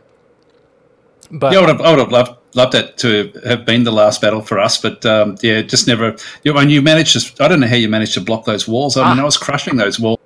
I'll tell you, there was a magic spell I discovered, which was to reinforce the walls, and I just held on to it, letting you stay there, because it's a durational spell. What's it called, Lucid? You should know the name of it. Yeah. Iron Walls. Iron Walls. So yeah, I was holding off to cast Iron Walls, and it's tricky too, because I think somebody had said on Discord that if you cast Iron Walls when the fort has been reduced to 0, it doesn't have any effect. So right. I was really trying to budget my Earth Gems to take advantage of it. And because I thought I was breaking through. I thought I was breaking through 2 times, and each time it was Yeah. And I was so frustrated because I thought I was going to get your god. I was going to kill. I'm basically going to get that throne for myself. And then I was just going to bunker down for the end of the game. See, like at that point in the game, like I was saying to Sakane earlier off camera, I had like nothing to lose, so I was just pouring everything I had into trying to keep him, having to keep some of his thugs handy in his heartland instead of raiding me by raiding him, and also just holding on to my 2 thrones. Like I was so convinced that Utgard was just going to siege down Midgard and take it over just to put an end to my raiding. So I was surprised actually that Sakane didn't do that. And that's another reason, Sakane, why I was so dedicated to continuing to fight you, is I just, in my head, I was just so convinced that you were just going to crush my nation after you crushed my army at 57. So actually, Sakane told me that he was definitely turning her back. And I was surprised that you kept on attacking him, because I just thought, well, he's turning away. He's told everyone that he's not going to be attacking you anymore. So why attack him? Why be the Hornet? Part of it was vendetta, but part of it was I just didn't trust him at all either. And that's just related to my diplomacy, because he kept sending me these infuriating messages saying, like, calling me a warmonger. And I was like, you're the one who attacked me and you're calling me a warmonger? Like, I've only attacked one person, and that was Daz. Well, I did attack Ulm, but Ulm attacked me first. Yeah.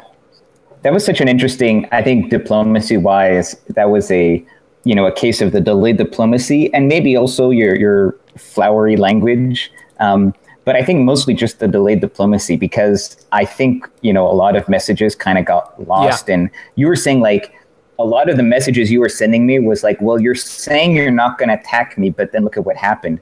But in truth, I took obviously the throne at 123. And then I pushed in to Barony of Air, which is 53, and the Jonko Flats, which is where the battle happened, which was in your cap circle. And that was, I wanted to just take those 2 provinces. Well, Barony of Air had a lot of, it was just a rich province. So I just wanted the income.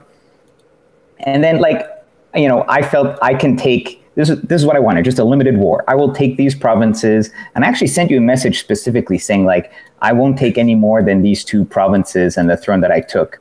And but I had lost track of your army because of glamour, right? So I didn't know because they were dead. Okay with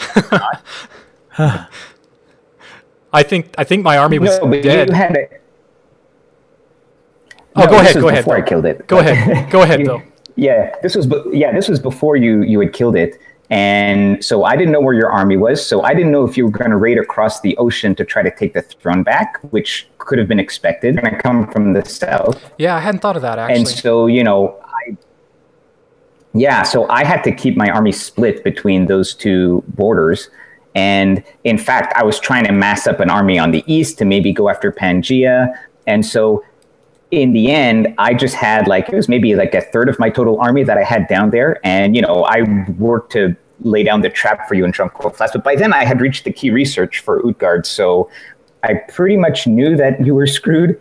But it's funny. I didn't want to invade you, but I did want to have that fight because I knew I was going to win that fight. And in my thinking, after I won that fight, the war would be over. Like, you would just stop. Like, it'd be like, I would gracefully let you keep all your provinces and whatever. I'd be happy with what I'd taken, and then the war would end, right?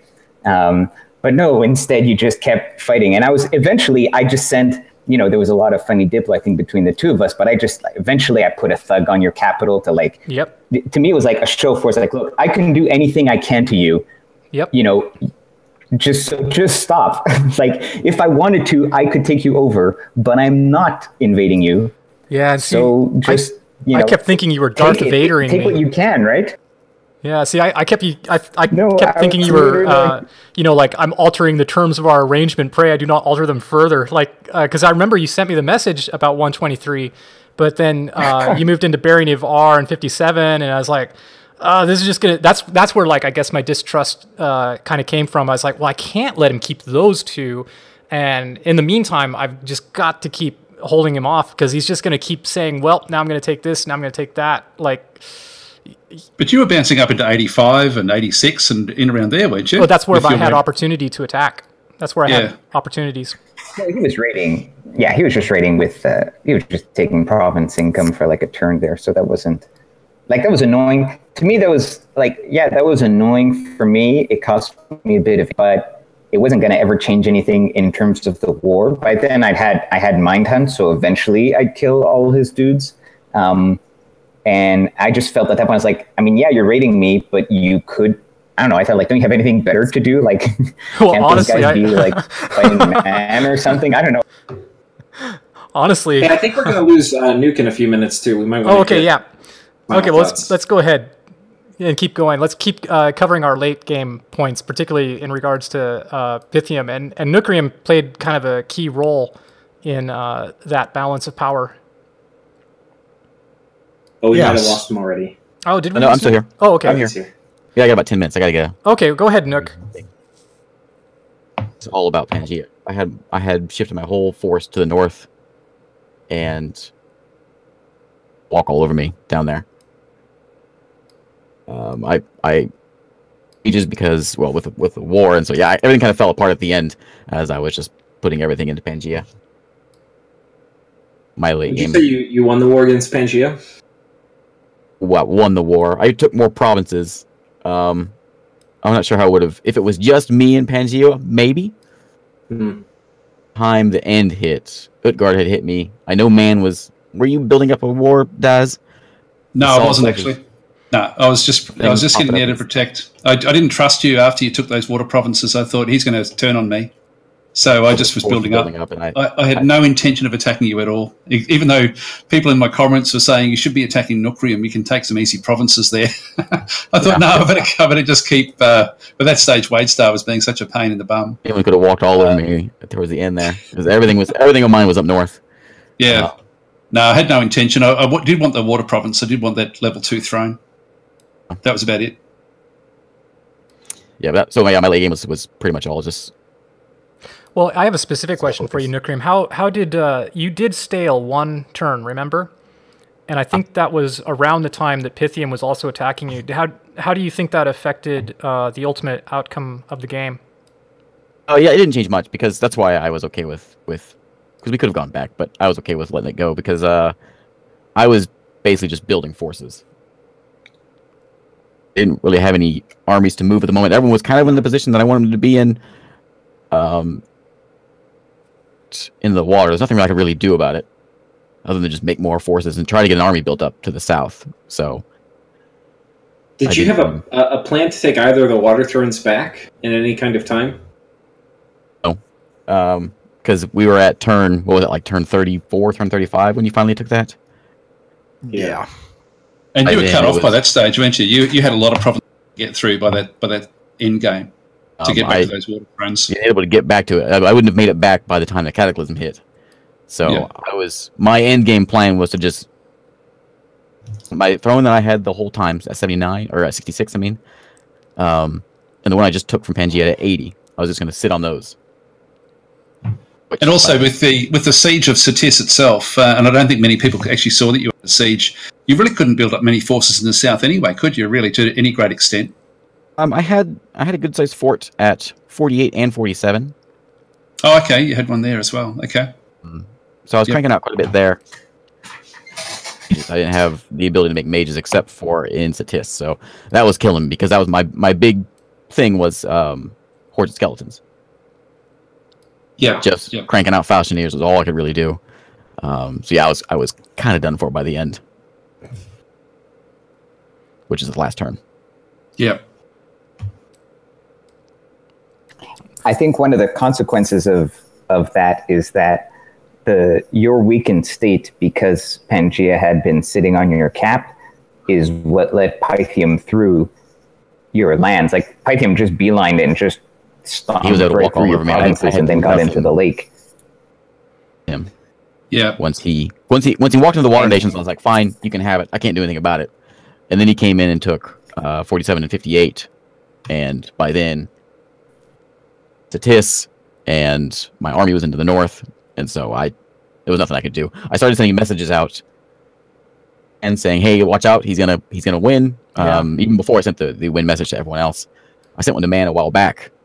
Not really thinking he was going for the win, but just trying to get Man to help me out. Tell him to watch. Was the brass at 37? Yeah, I had that pretty well protected. But I was hoping to get you into the war to help defend my southern border. Really, is what I was trying to do there. I wouldn't have joined that early. I didn't realise that Sabouts was going for the win, to be honest. And it would have been. I would have joined too late. Because I saw Sabouts as one of my allies. Like I had Sabouts, I had Ulm. They were probably my closest allies. And so I wouldn't have just switched without actually knowing that he was going for the win like that. No, I'm glad to hear. In retrospect, that Sabouts had you as an ally, Daz. I mean, I'm glad to hear that it kind of folded out that way, because that was my plan, was to kind of stay under the radar with it all. I figured that, you know, everybody was too busy fighting each other, and that's actually where kind of Satis being in the situation he was in worked out to my advantage, because me and Satis had kind of fought a little bit in the beginning of the game. So I figured it would just not be abnormal for me to start attacking Satis again. It wouldn't raise any red flags with anybody. Taking that first throne in the water was very pivotal, because there was a point where obviously people would see that, and then I would have 5 points and I would be the big, threat.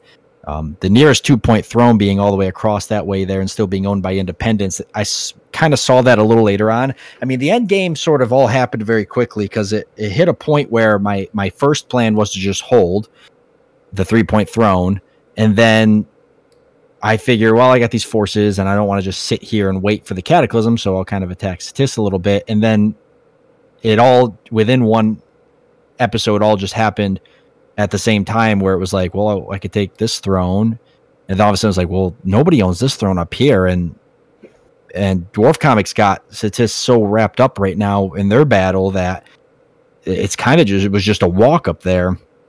So the hardest part of the end game was trying to keep the whole thing under wraps. I don't know at what point, Nook, you actually knew that I was going for that second throne. Was it when I moved the forces? Was it when they entered and they were bordering the province?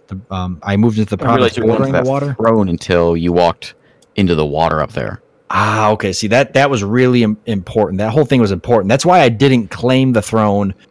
I claimed both thrones, for anybody that might not know. I claimed both thrones at the same time on turn 38. Or I set them up to be claimed, and then they were claimed both thrones at the same time on turn 39. So I was sitting on that one throne below your territory, Das, for a couple turns. Yeah. And I just didn't dare to claim it, because I knew that anybody that was checking the throne chart would see that I had 5 points. I figured there was enough people in the dark that didn't know what was going on. My hope was for the last 3 turns, people knew that you were going for it. Okay. Yeah, it was but I didn't have any forces that I knew that could take it off from you. Micklin was also then trying to get forces ready to take that one off from you, that number 20, and then Utgard was trying to sort of enter the water at 69, and it was sort of one of those things. I think the rest of us were all talking about it, weren't we? About 3 turns out. It was not really, actually. You're talking about watching me. I think it was Lucid saying that. And then someone come back and said, I think that was around 3 or 4 turns out. Earlier I was worried about you. Yeah, it was earlier on. It was Satis that there was a bit of fear about, but then it was like, I'm pretty sure after that it was actually Utgard that everyone was worried about, because yeah, that actually brings it to a really good point, because Lucid sent me a message. And I laughed in the video about it, because he sent me a message saying, I think we need to worry about Satis. And that's when I sent the message back. I saw that video. You. Yeah, I sent the message back to you saying, oh, don't worry. I already noticed that Satis was going for the thrones, and I've got it under control. And that was the same exact turn I was getting ready to move into Satis's water province and take that throne below you, Das. So it worked out perfect in that regard, because I was like, oh, well, Lucid, Micklin already thinks that Satis is trying to go for all these thrones, and so I'm just going to play it off as if, like, oh, coincidentally, I noticed that too, and I'm going to try to stop him right now. But it was actually I knew. Oh, go ahead. I was just going to say it was a part of my plan. So. Yeah. I always suspected that Satis was going to go. Yeah, I thought Satis was going to make a play for the 69, the throne underwater below me. And I guess I underestimated how tied up he was with Pangea. So I mean, for me, it was, I could have taken the throne earlier, but I didn't think I could keep it from Satis because you could just Skeleton spam easily underwater, and I can't like make a permanent fort there or anything. So I always felt that I was weak, and I would just be reactive. So I just had like a few rings of water breathing, and if Satis ever did try to take it, I could take it back with thugs. And then it was only at the last minute that really literally the turn before last when Pythium went underwater, then it was clear that it was a throne rush, but I didn't know. I was in the dark about the other underwater thrones. If I had known, like from Man or from others, that Pythium you already were sitting on 20 but hadn't claimed it for a few turns, I probably would have I had to do like a last minute change. I mean, it was going to be thugs sent underwater anyways, but originally it was just for Satis, right? So knowing that it would have been Pythium, then, I saw Pythium coming up through Satis, and so that would have made it clear for me, and it would have been easier for me to, react to that more appropriately. Actually, Sakwane, why didn't you throne rush earlier? Because there was a real fear that you were going to go into the water from 123 and then go across and claim the throne at the throne of the Panda Crater. You would have only needed that level 2 in the water there, and you would have actually had the win. And that was about 6 turns out. Because, yeah, so that was actually funny because I remember there was a whole thing for like permission to go across the water because I wanted to stop Midgard's raiding and stuff. And then from there, I think the whole notion that I could go claim the Panda Crater throne arose. But the truth is, I didn't have enough water income to forge enough water breathing items to get any kind of army across. I could get thugs easily enough, and my thugs could, but they'd never be able to siege down a wall. Giants, underwater breathing is like based on the size of the unit, and my guys are like size 4 giants, so you really can't bring a lot of dudes across at a time, and I have to siege down. Like by then, Sabouts had that forted up. So for me, and not only that, but also Utgard, like what's strong about it is the communions, right, and the Skeleton spam. So I think at that time you only had a palisade. Yeah, and you actually had a monstrous army. You had a monster army on 123 at that stage. I will say though but that army can't cross the water. But if you had two of the water breathing books, you could have brought 30 giants, which would have had a siege strength of like 100. You would have popped that in 2 turns. Which one? The throne? The 3 point? Yeah. The throne of the Panda Crater. There was a fear, just before the fear was about Satis. The fear was that Utgard was going to be able to get across the water because he was asking permission from Micklin, because Micklin shared that with me. But, but hang on, just to clarify, in terms of the actual technical part of it, I think the water breathing tomes are 50 water breathing, if I'm not mistaken. So is 12 giants. So with 2 of those, I can get 24 giants across. So that's 20 water gems. Of 5 and per I didn't have the water. So that would be 100 points of fort destruction. But I'm assuming. Yeah, no, but I'm assuming that Pythium's got his whole army there. I can't beat his whole army with 22 sacred giants, is what I'm assuming. Yeah. So, anyways, but in hindsight, I think that might have been if from the start, that might have been a viable strat. Well, not me. I mean, I think I seen you before had spent some water gems on Frostbrands, and I probably made 1 or 2 more. But if I had saved all the water gems, then that might have been a viable play. But you guys would have known that it wasn't viable. But for me, it definitely was not a viable play. I just didn't have the gems to make that happen. Although, in hindsight, to me that was clear, but it wasn't obvious that you guys would know that it wasn't clear. So, I didn't realize you guys would be so afraid of me throne rushing when I knew that I could never pull it off. Let me interrupt real quick. Nook, before you go, make sure and let us all know, okay? Nook, are you still here? I'm here. Okay, yeah. I just want to interrupt and say, if you have to go precipitously, just give us a little heads up so we can formally say goodbye. I do have to go. Oh, okay. So, Well, go ahead and say goodbye, and we'll probably go ahead and wrap up the discussion. But anything else we need to ask Nook real quick before he does go? Okay. I'll start with that. Single player Dominions, but multiplayer is so much better. And I really had a blast doing it, and I would happily join you guys in another game of Blitz mode. I'm really looking forward to that. I was mentioning it in my live stream last night, and that as well. So some sort of like live streaming a Blitz mode of the Dominions, I think would be a lot of fun. Yeah. I think Disciples would be good too. Well, we'll talk about that again at the end of the podcast after you leave, Dukrium. But yeah, I think we're all very interested in trying to make that happen too. But thanks for inviting me. Let me crash the party for a bit. Well, thanks for joining the game, Nook. Right? Nook, Yeah, Absolutely.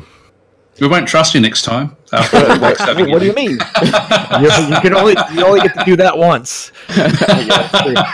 This is the end game. It's not going to happen again. So let the messages fly. The nuclear propaganda machine. I didn't realize how much you stitched me up. Yeah, I threw a lot of them out there. I was just hoping to get someone in the war that wasn't me. That was good. Maybe it did work a little bit, I guess. It did. It absolutely did. Well, Midgard didn't need much nudging to go against Avalon. It's fun watching the videos and watching you guys react to my completely made up stories about how man was plotting against Midgard and all these other things. I think that would have played a big role actually when that would have come through, because I was absolutely not plotting at all. Well, in fairness, I did surprise attack you before Nukrium sent me that message, but then when he sent me the message, I was like, of course. Good job, WadeStar. You attacked this person you preemptively attacked the betrayer. No, because I was actually, even after you attacked me with the surprise attack, it was like, okay, look, I'm going to wear that one. It's still important to keep everything on an even keel. I didn't realise that Nukrium was actually was poisoning the well there. This sent that one. Every time I sent a message out, it was because I saw armies building up on my border, and so I was worried they're about to attack. Okay. Cranking out some armies in your forts there. Or you mean me or Daz? No, me. In 60, that was where I can get my water troops. So I was trying to get water troops to go into the water at 19 and 20, or at 72. But Nukrium beat me to it. I didn't have enough of them. Their bloody throne of bones kept on everything. All my inner provinces kept on being attacked after the throne of bones was taken. So I had to end up using those forces to fight on land rather than in the water. It was funny when you held me responsible for that too. One of the funny things with the kind of sending out fabricated messages or fake stories is if we could have done it out of game, none of that would have worked, because we'd have been like, oh my god, you said that you were conspiring against me, and then everybody would have offered assurances that no, indeed that wasn't happening. And well, let's get to some of the metagame stuff after we cover at least one last point on the late game, which is kind of between Sabouts, Lucid, and Sakane, which is about our last-ditch efforts to stop the throne rush, which honestly, that's another reason why that fight didn't happen in the end, was I was kind of confident that you guys would be able to stop him. But oh my god, please don't bring this up again. So, just for me, I have to actually. There was some really good comments on my channel. Chris Lighthawk, who I think was helping Sabouts out. Yep, his ringer. Who mentioned that they hadn't scripted it properly. Yeah, but no. I wanted to start the podcast off with this, but my bad, guys. So I totally messed up. Given how Sabouts had scripted it. What happened is, I sent my thugs in, but I forgot in my turn micro to put the flesh eaters on them. They still had frost brands. And so my thugs just ran away like cowards because the Hydras have a fear aura. and which I knew about and I planned for, but I just didn't equip the items on them. So I'm pretty convinced that I would have won that battle. Now, and just to clarify, because a lot of people won't know. Go ahead. The flesh eaters, the reason that was important is because they make your troop go berserk. Correct. So, so even without them, so, my thugs, the Scotty thugs are really strong. They were unkillable. They were surrounded, but they're pretty unkillable. I mean, it's a complicated fight and there's a lot of details to it. And there's actually good back and forth with Chris on the comments too. He thinks if they had scripted it differently, they might still have won, even if I had flesh eaters, and that might be true.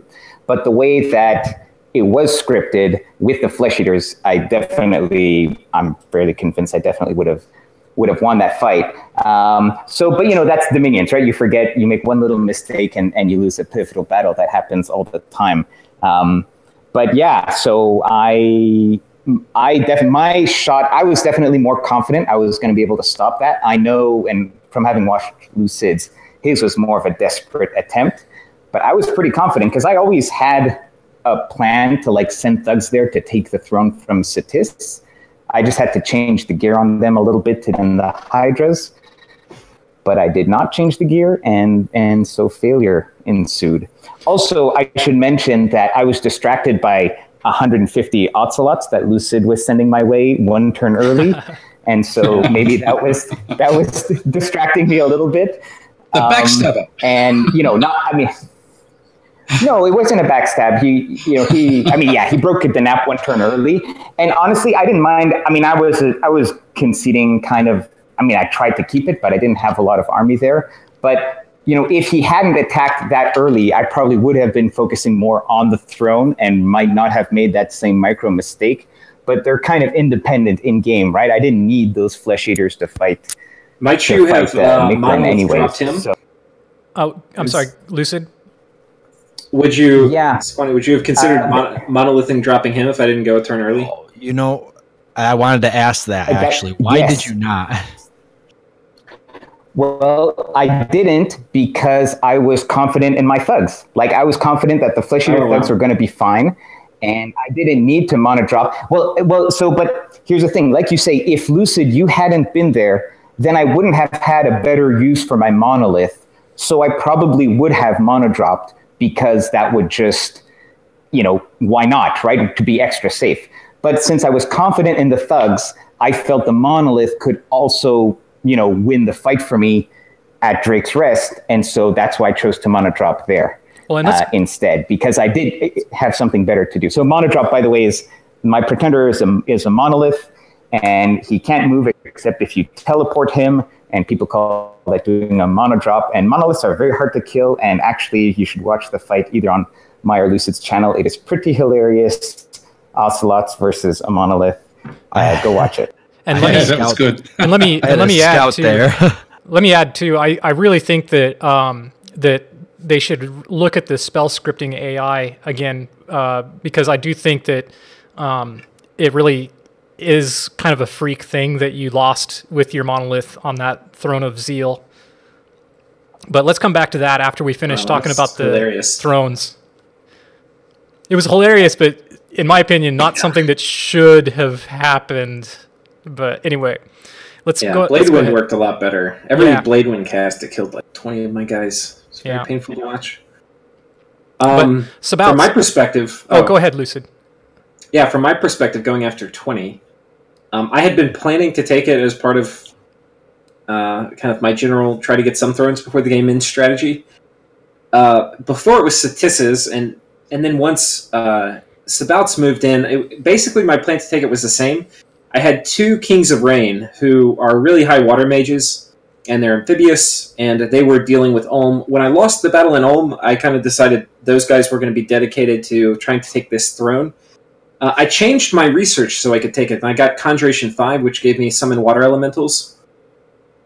And my plan was to move both of them in with just a huge amount of gems, and do summon water power, and then just spam out probably 30 water elementals, which would have killed the army.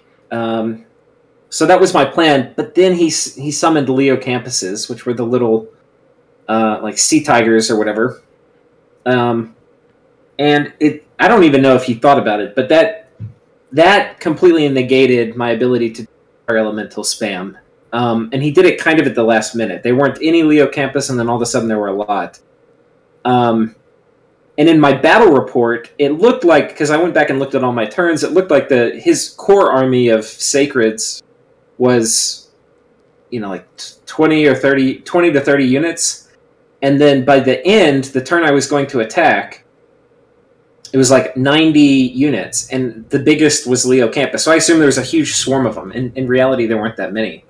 But in all my tests, what would happen is they would run past all the water elementals and kill my mages who were summoning them, and they're really, really fast underwater. The Hydras and the Serpent Cataphracts, which were the other units he had, were really slow. And so if he didn't summon those, then I basically would have just cranked out a ton of water elementals, and I probably would have won. So that was my plan. Now, when he did summon them, I basically had to last minute figure out something different, which was turning one of my Kings of Rain, who are not really thugs, into a thug. And I didn't have the right items, because I only realized it last turn. So I didn't have a Flesh Eater to deal with Fear. So it was really kind of on a hope and a promise that I went in there to try to take that throne. But yeah, so it was kind of fun, desperate attempt at the end. And then Sabat's, in particular, with what Sakane was saying about the attack over here with your Hydra scripting, do you have anything to add about what you would have done differently, or did it go exactly as planned? No, actually, it didn't. If I could go back, definitely would have casted Relief. That probably would have helped a lot, because the biggest thing was at that point, especially near the end of the battle, both his forces and my forces, it was really who got off the field faster at the end of the battle, because we both got routed each other, and our units were just locked because they were super fatigued. Everybody was fatigued. My forces could not kill him, and his unit, they kept surrounding his guy, and his unit couldn't run away. And then my forces got routed, and then my forces were fatigued, and they couldn't run away. So it was just this, everybody sitting there kind of waiting to see who ran away first. I think it would have been... I was going to say, I think it would have been a lot different if I had set even my Pretender up to cast Relief. I really should have been cast Relief. Yeah, I just wanted to jump in. Actually, it was the fact that your guys were slow that led to your winning, because everybody had routed, but my guys have quickness. So when they woke up, they just zipped off the field and therefore lost first. Yeah, exactly. That's what I was saying. We both had run off first. I would have won if your guys had woken up. Well, but I mean, the other main thing that Chris Lighthouse brought up was the fact that you cast Marble Warriors, which gave which negated your cold resistance, and I had Winter's Breath, which had a chill aura, and that contributed a lot to the fatigue on your units. That was the other big scripting thing that he mentioned. Well, it was brutal. It was really, really brutal. And then to what Lucid was saying about your Leo campuses, how did that work out, since that was so key in winning over there? Was that just kind of dumb luck, or had you anticipated the need for the Leo campuses? No, I definitely anticipated the need for them, but I never even thought about them being an excellent counter with him bringing in his Sacreds and casting the Water Elemental. That actually wasn't... I definitely was intentionally building those units because they're just really great underwater units. And at the time, I believe that they were the best underwater units I could build for what I had down there at the time. But it really was, it was a combination between building them because it was the best I could handle at the time, and pure luck that it happened to be an excellent counter for the elementals. So that worked out really well. Yeah. Well, so Daz, do you have anything you want to add on this particular point? I don't have much to say. I was just kind of intent on locking horns with you. Yeah, I was the same, actually. By that stage, I knew I couldn't affect any. And I really just wanted that inner throne. I can't tell you how pissed off I was when you actually found that spell. I couldn't figure out how you managed to put those walls back up. Well, the pissed offedness was mutual because I was pissed off that you felt like you deserved that throne. After all the stuff because I was a very good neighbour to you all the way through, even though Nookrium was sort of telling lies about it. I was actually, I tried so many times to bring you back into the fold, and in the end I thought, I deserve that throne. And it was literally all I had. No, but that stage it was like, I don't care what happens anymore. I want that throne now. Well, let's go ahead and talk on what was at least the most humorous part of the end game, which was the battle at Drake's Rest. And I already kind of made my opinion about it already, but how about the rest of you? I think we all got to see it happen. Daz? I didn't really analyse it too much. I don't know if I saw it personally or if it was one of the other videos that I saw of somebody else's. But I didn't really. It was interesting, but other than that, I didn't really analyse it. I'm not a really good Dominions player, so when I analyse something, I've got to spend like an hour looking at every single little thing, pausing stuff, and seeing what spells are coming out. So it's sort of, and I didn't do that with that battle. And Sabaus, before we get to the big two, boy, at first it was like a combination of feelings, right? Because in the beginning I was like, oh man, Utgard's, he's really got this. I think he's going to be able to hold this. And then, Miklan's forces come in, and I was like, boy, wow, he's really slaughtering them. Those Ocelots are doing some serious damage. I think he's going to really fold. And then at the end there, I was like, no, Utgard's got this. That monolith is some powerful things. And yeah, I was real shocked, how it all folded out. And then Lucid and Sakane, you guys have the most to say on this, I think. I didn't expect the monolith to be there. Yeah.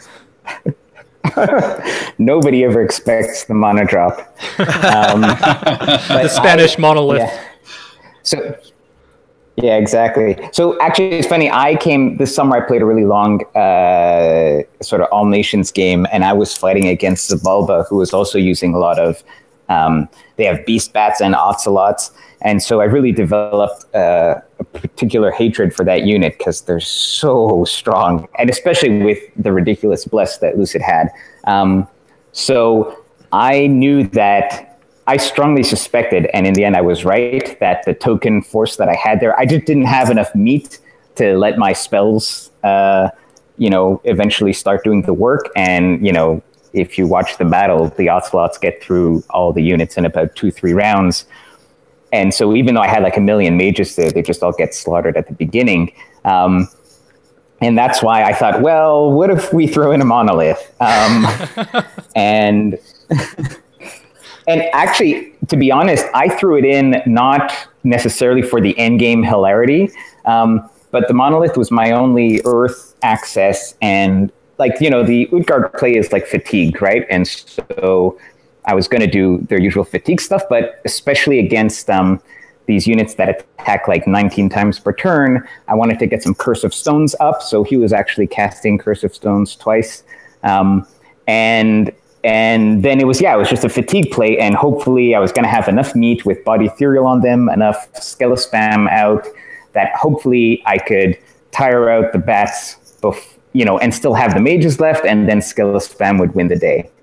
But as a backup, you always have like a 38 protection monolith that they can't kill, because I knew his bless didn't have magic weapons, and it happened to be ethereal also. So, that was a great backup strat, but, AI spell scripting. And actually, when I watched the battle, I think it looked a bit different than what I saw on Lucid's channel when I watched it there. But the end was even worse for me. When I remember watching it, there's like 8 units left near the monolith. And for some reason, the monolith casts like Earth Meld, which roots them into place around him. Yeah. And they're routing by this point. So it's like they want to run away, but they can't because the monolith rooted them next to him.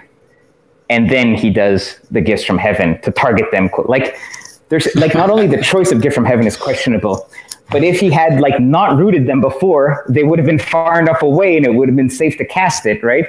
But no, just so many fails. piled one on top of each other. But on the bright side, like I think Lucid pointed this out in our, we chatted a bit afterwards. But if the game had continued, I mean, I could have summoned my monolith back again. But he, that had depleted all his ocelots, right? Like, I was overjoyed to see the result. His dudes. So, yeah, so I might have actually been able to take that throne back. I guess it would have been like a logistics race, but Lucid can I don't know how devastating it was in terms of your troops. I don't know. I probably would have. I mean, I had possession at the end. I had more troops I could have moved in. I don't think I had enough to move in to siege down the fort all over again quickly, especially with assassins and all that coming out. But yeah, it would have been fun to see how that played out if somebody remembered to put flesh eaters on their thugs. Sorry. Actually, no, you're right. Assassination is another good point, right? Because his army only had like 4 or 5 commanders, and actually I knocked one of them out with an assassination spell. So it's probably a good thing that he just went in and attacked and wasn't, what's the right word? Didn't honor the 3 turns and went in 2 turns, because those extra turns might have cost him like the Divine Blesser or something like that, because I was going to assassinate a few guys. So that was probably best for him. Yeah. Go ahead, Lucid. One final thing, we didn't really talk about the war with Ulm too much, but for those of you who saw the final fight in Ulm, what you couldn't see unless you watched my videos Battle Moose's, was that he assassinated like 6 of my commanders, and he had completely hidden the assassins all game. Like, he hadn't used them before, and it took me forever to break through his walls, and I finally broke through. And the turn I break through, he has 6 vampire assassins, which are some of the best assassins in the game. That was so cool, actually. That was incredible to watch that.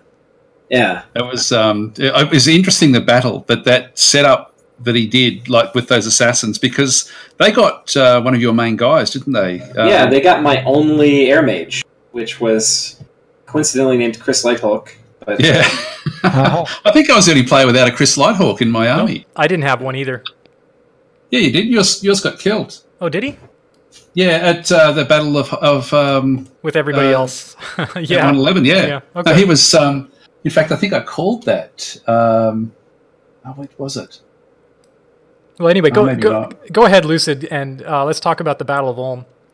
Yeah, so if Chris Lighthawk didn't die, which he should have also survived the assassination, and there were like 20-something commanders there, so there's a good chance he didn't get hit.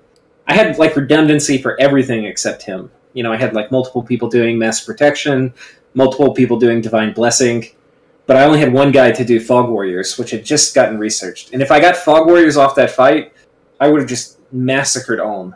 And then I would have had a chance, depending where I wanted to go, I could have gone up and taken High Watch 24, the Inner Throne. What? Betray Midgard? Well, I need thrones to win, man. I know. I wasn't sure if I was going to do it, but if I won Ulm without losing anything, which I probably would have lost like 20 troops if I got Fog Warriors off. So that was like a major shift for me. Anyway, kind of funny. Actually, Lucid, another question. Why didn't you take that little lizard province of 83? Yeah, that's a good question. Everybody mentioned that in their videos. The reason is because I was at war with Utgard, and I was also getting triple teamed. So ultimately, no, this is before all that. Oh, you actually went all the way around it at the very early game, and just left it there as an island. Well, okay, at the very early game, I was just enclosing it so that it was going to be mine. But then, almost as soon as that happened, I was going to take it, but almost as soon as that happened, that I had enclosed it, the alliance, like Utgard had 200 something, or like 200 troops on my border and wouldn't talk Diplo to me. So there may have been a turn where maybe I should have taken it, but I didn't. Okay. Yep. But as soon as it was looking like there was going to be a coalition against me, taking it would just make it easier for you guys to take from me. So, as you saw, it stayed neutral for the whole time, because everybody, when they were all started attacking me, he would rather attack my provinces than run into Indies. Yeah. Yep. I kind of thought maybe it had to do with not sending a commander that was going to get spirit cursed, because don't those mages, those lizard mages, curse you? Yeah, I didn't care much about that part because my would've- commanders are expendable. They're just it would have affected my decision, like, for sure. I was waiting for you to take it. Like, I mean, it wasn't a serious thought on my part, but I understand exactly what you mean. Like, I would rather take out Mictlanian province defense with, you know, a van thug than, you know, get a van thug cursed by lizard men. Right. Yeah. Well, anyway, I think, is there anything else about the late game itself we want to cover before we talk about some of the metagame stuff? No, I think it's good to move on. I've got to get going in about half an hour. Okay, well, let's... one thing Luce talked about a bit in his videos was his lack of a solid throne strategy based on positioning. And so, you know, if we're doing this again, I think some people suggested, you know, not having the level 3 throne would have affected the game quite a bit. Yep. So, yeah, how do you guys feel about the throne threshold we had and the throne settings? Another thing, too, is we had a higher throne threshold until Lucid suggested, either Lucid or Battle Moose suggested we lower it, which I'm glad we did, too. Yeah. I'll kick that one off if you like, because Yeah. I really wasn't that aware of when we were making the decisions. I was just happy to go along with the flow because I didn't really know what impact it was going to have. And but I was really, really happy with the way the game turned out. Like, even though it's sort of like with the level 3 and the level 2 sort of fairly close together, it's sort of, that was probably the one thing that if you were trying to balance it, you probably wouldn't have gone with.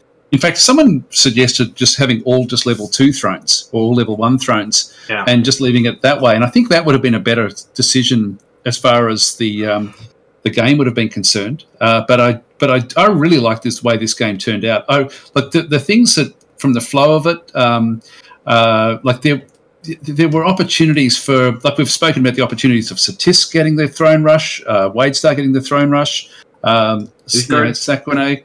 There was for a lot of the players, there were opportunities there to actually win the game. I think really great to actually have that low threshold, and it was, as I said earlier, like my main fear was that there was going to be a throne rush early on, which is sort of why I did try to get that initial thing against Lucid, because I thought that that's what he was going to be going for. And but yeah, it was for me it was great. I just think that the level 3 was just a bit too unbalanced. Go ahead, Lucid. Yeah, I mean, I talked about it on the video, but one of the things I'll just say I think kind of one of the metas for multiplayer for Dominions right now is doing only level 2 thrones. With level 3 thrones, okay, well, level 1 thrones, you can take them basically as part of expansion, so there's no real tension about who's going to take them. You just kind of take them. With level 2 thrones, they're normally hard enough to take that they remain this contested border province, and it's, you know, like this mid-game question, who's going to take the level 2 throne? So that's always kind of fun. And then level 3s, there's A, not that many of them, and then B, some of them are so hard, they're just debilitating to take. Like, some nations, they can't even really take them in the late game. So having all level 2 thrones is I think that's kind of one of the more popular game settings right now, and I really like it. I think that'd be good. Yeah. I thought the low threshold was fun. It made for, like everything Daz said, different people had different chances of winning. I thought that was really cool. I think the weird thing was having a mix of level 3s, 1s, and 2s. That, like, for me, I was near level 1, so I didn't really have, you know, like, there's no shot of going for a throne victory. I'd have to beat, like, 4 or 5 people.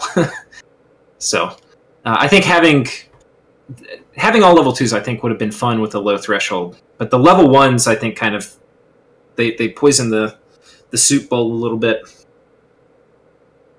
It's about. Yeah, I know what you mean. It's a good insight.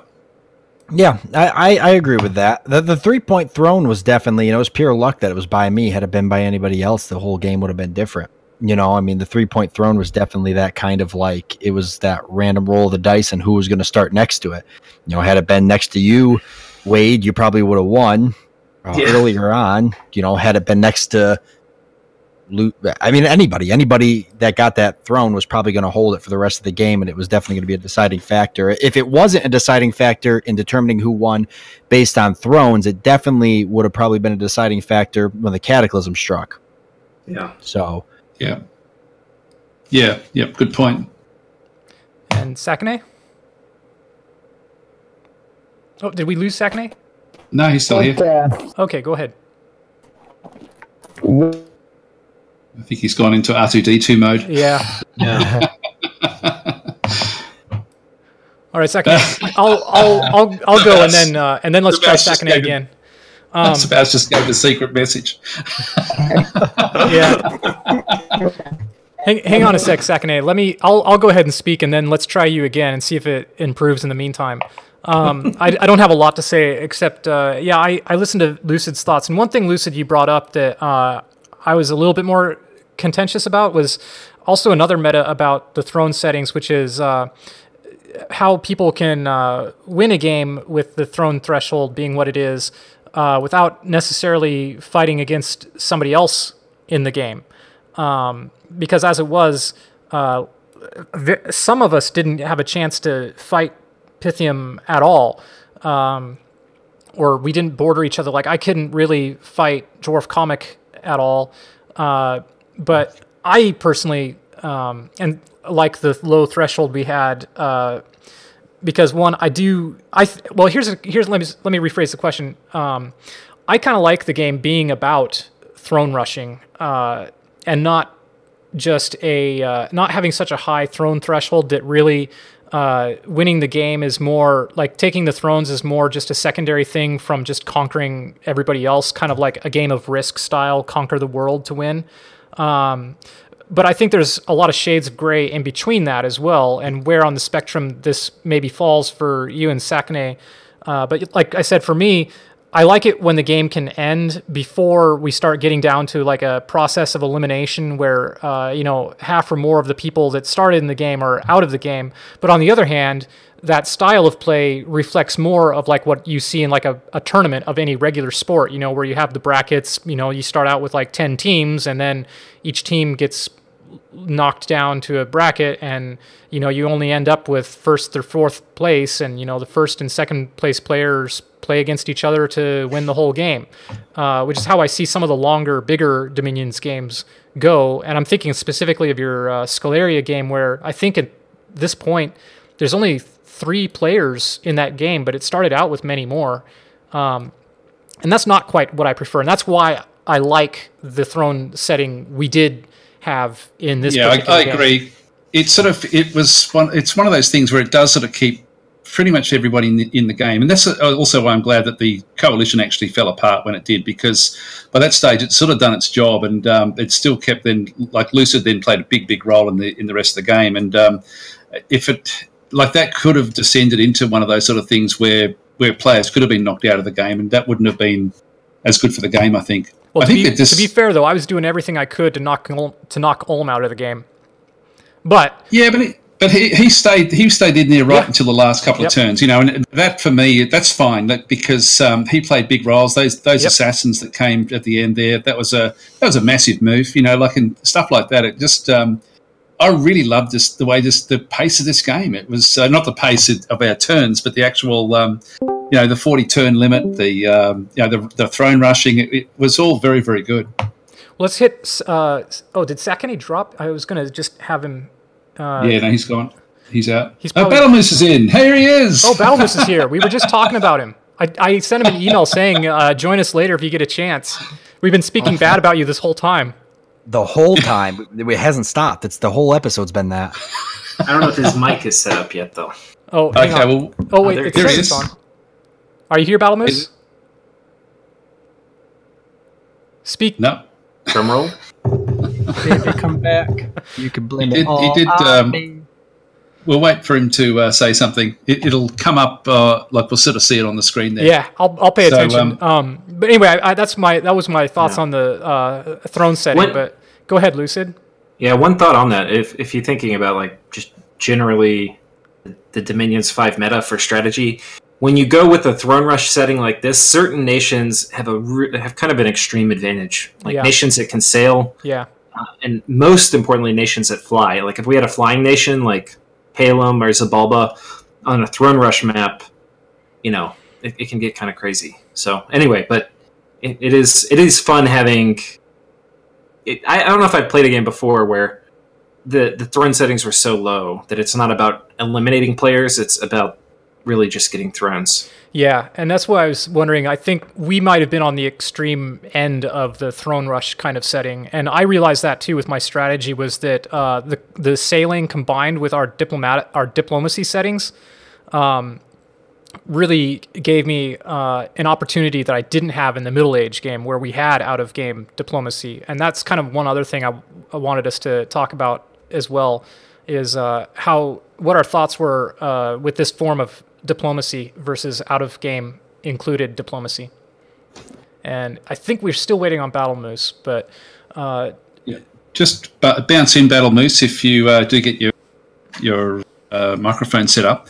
I really like the diplomacy done this way, to be honest, even though it made it so much harder to actually get things organised. It forced, like Battle Moose's decision to attack Witchgrove or Witchguard or whatever it's called, back at 111.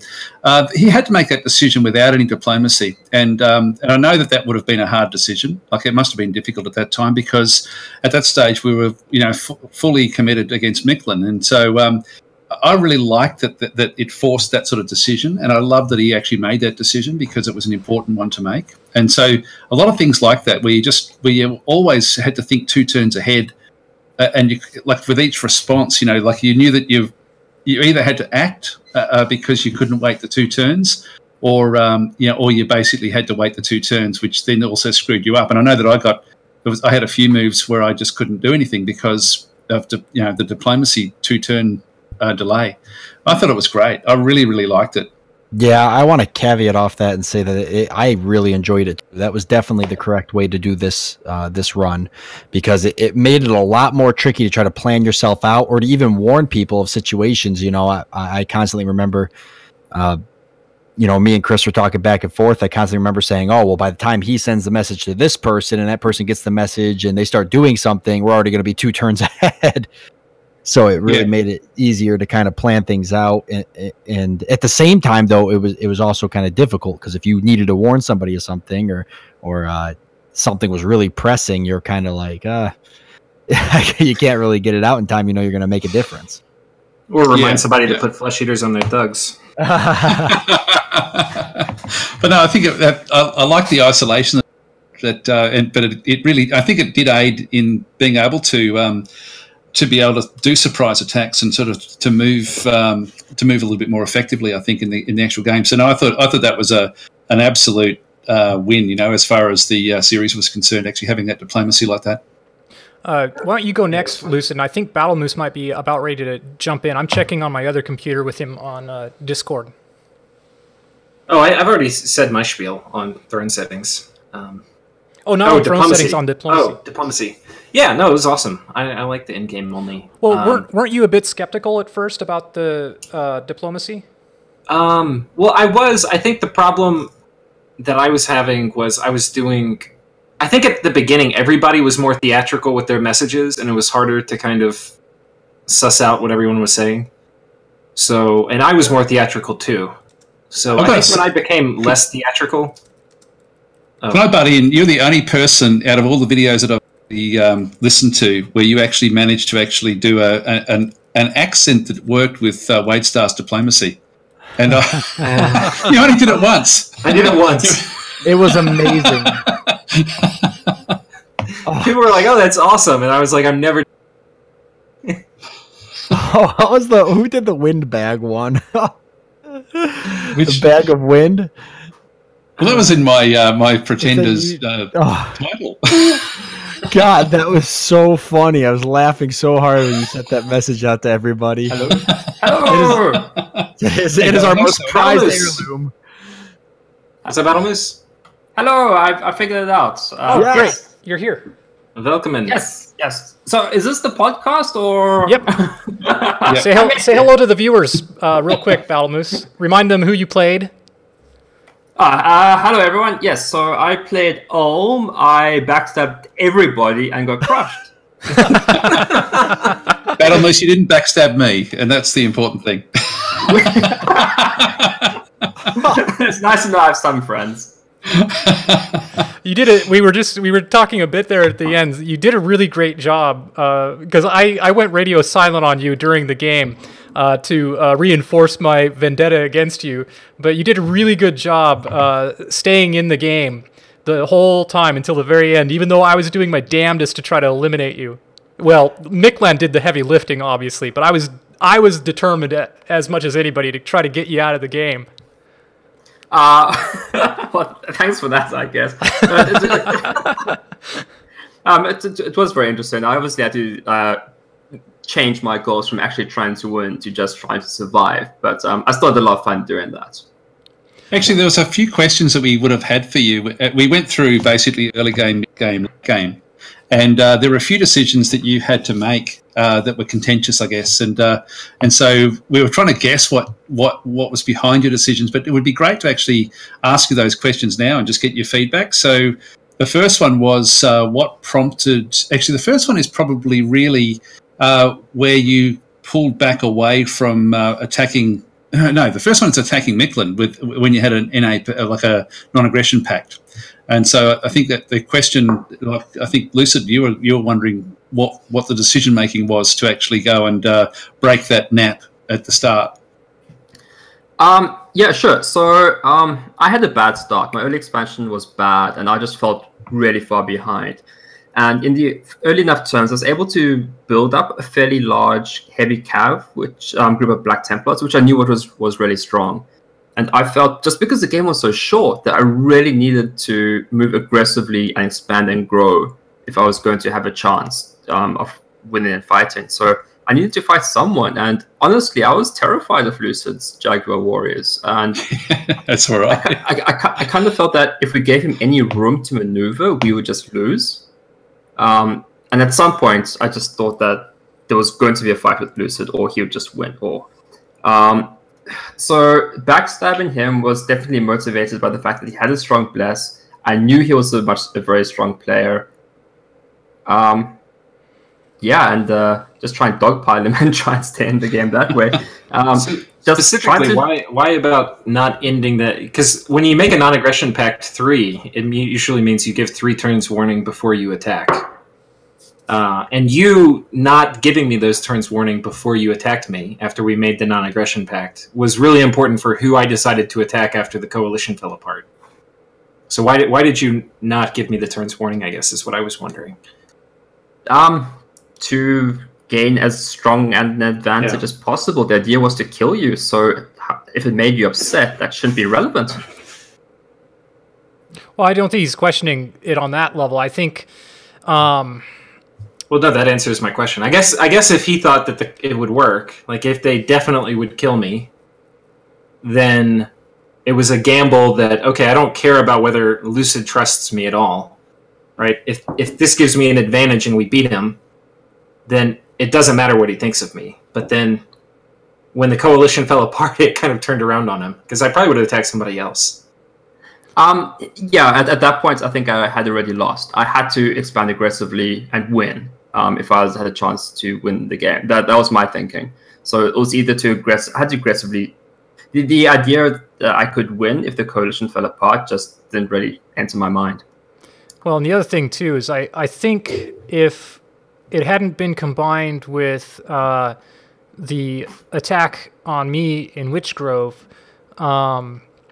it may have panned out differently, because that was also what contributed to me jumping on your back as well. And I don't know how much damage I did to you, but I was trying to do as much as I could. And without... But Battlemoose had no choice. He had to attack you. He had no choice. Well, yeah. Let's hear it from him. What was your thoughts? Because that's something we were asking ourselves. With Witchgrove, it was tricky. It was just such a surprise. It was such an aggressive move on your part that the only way it made thought in my mind was that if a throne rush was critically imminent, and I wasn't ready for the game to end. Yeah, and I wish that was something that I'd done with you diplomatically better, because I don't think it would have worked. I don't think, no matter what you would have said, none of us would have let you have taken that province. Well, yeah, I don't think there was anything you could have said. Yeah, I wish I'd tried still, regardless, because my intention fully was not that I was going to keep that. I was just going to take it short term until the whole thing with Miklan had panned out. But again, we didn't ever get to have that conversation. It would have been a resounding no from everybody, I think. Like everyone in that coalition, it would have. I wouldn't have asked everybody in the coalition. It would have just been between me and Ulm. The big question I have is what happened with Utgard and I've seen you before and his fighting with Lucid. Do we have any idea what that was all about? Well, you mean the war just stalled out because that was when he was dropping out of the game. I can give you a quick fill-in. So he was attacking me, and I basically, hey, just keep a big army that's going to come in and siege down my forts. Let me keep my cap circle for now, but you keep that army ready, and I'm going to fight and kill Ulm and Man's armies, and then when my armies are depleted from that, come in and finish me off. So he pulled back. He actually moved back towards his fort, I think to Flossy Fields, 101. And then after that, he staled twice, and that's when Sequani took over. So, okay, so there was you got an agreement with Utgard after I backstabbed you. Yeah, I was like, I had not much land, but I had some big armies, and I was basically saying, just let me spin my armies on the people who backstabbed me, and then you get all my stuff. Yeah, but sure. That's also when I seen you before actually started to stall the turns as well. Anyway, so that was your assumption. Our assumption was that the coalition was falling apart, and I don't think you had any spies. You didn't see me attacking. He did move back one turn though, because he was in Lone Pines, I think, and then moved back to Flossy Fields. Okay. Yeah. I was actually super unsure about the coalition against you. It was very weak and not very well communicating. So I was very nervous about the whole situation. But it was that one battle that my scouts saw between you and Utgard. Like, there's an actual fight. I think, I forget who won, but damage was dealt, and I think Utgard did win. But he didn't kill that much, but you were fighting. And if I hadn't seen that battle, I would not have backstabbed you. Huh. Interesting. That's interesting. Yeah, that's a good point actually, because Utgard did. He was the first one to draw blood, wasn't it? And then we were counting down while you were getting your Templars ready before we were then going to attack as well. So, but it's all started pretty fast because Utgard sort of fell into that battle to start with. Yeah, and I now that I'm thinking about it, I recall it seemed to me that Ulm was going to have a very effective army against Miklan originally. Like I said, I was really convinced at a certain point that, like, I pivoted from being very worried about Miklan to being very worried about Miklan getting crushed. And yeah, similar to what Lucid said, after I lost my big army at Witchgrove, I kind of went into revenge mode. Yeah, I was definitely going to lose a 3v1. There was no question in my mind. But I knew I had enough forces left that I could kill Man and Ulm, and that became the mini game I had set for myself. Yeah, similarly to me. Yeah. One question that I have for Lucid is that, like, I totally get the vengeance aspect against me. I totally get that. But do you feel that maybe you could have won if you had gone for thrones instead? Not really, actually. I mean, there's no thrones near me. If I completely conquered Utgard, and I got Moss Flowers, and I got Drake's Rest, and then I also got the Iridescent Sheen, that would have been a lot of throne points. That would have been 4, in addition to having Witchgrove, and that would have been 6. And then I maybe could have snuck one from Pangea. That would have been... But I would have had to have completely conquered Utgard. Like everything. And that would have been hard to do.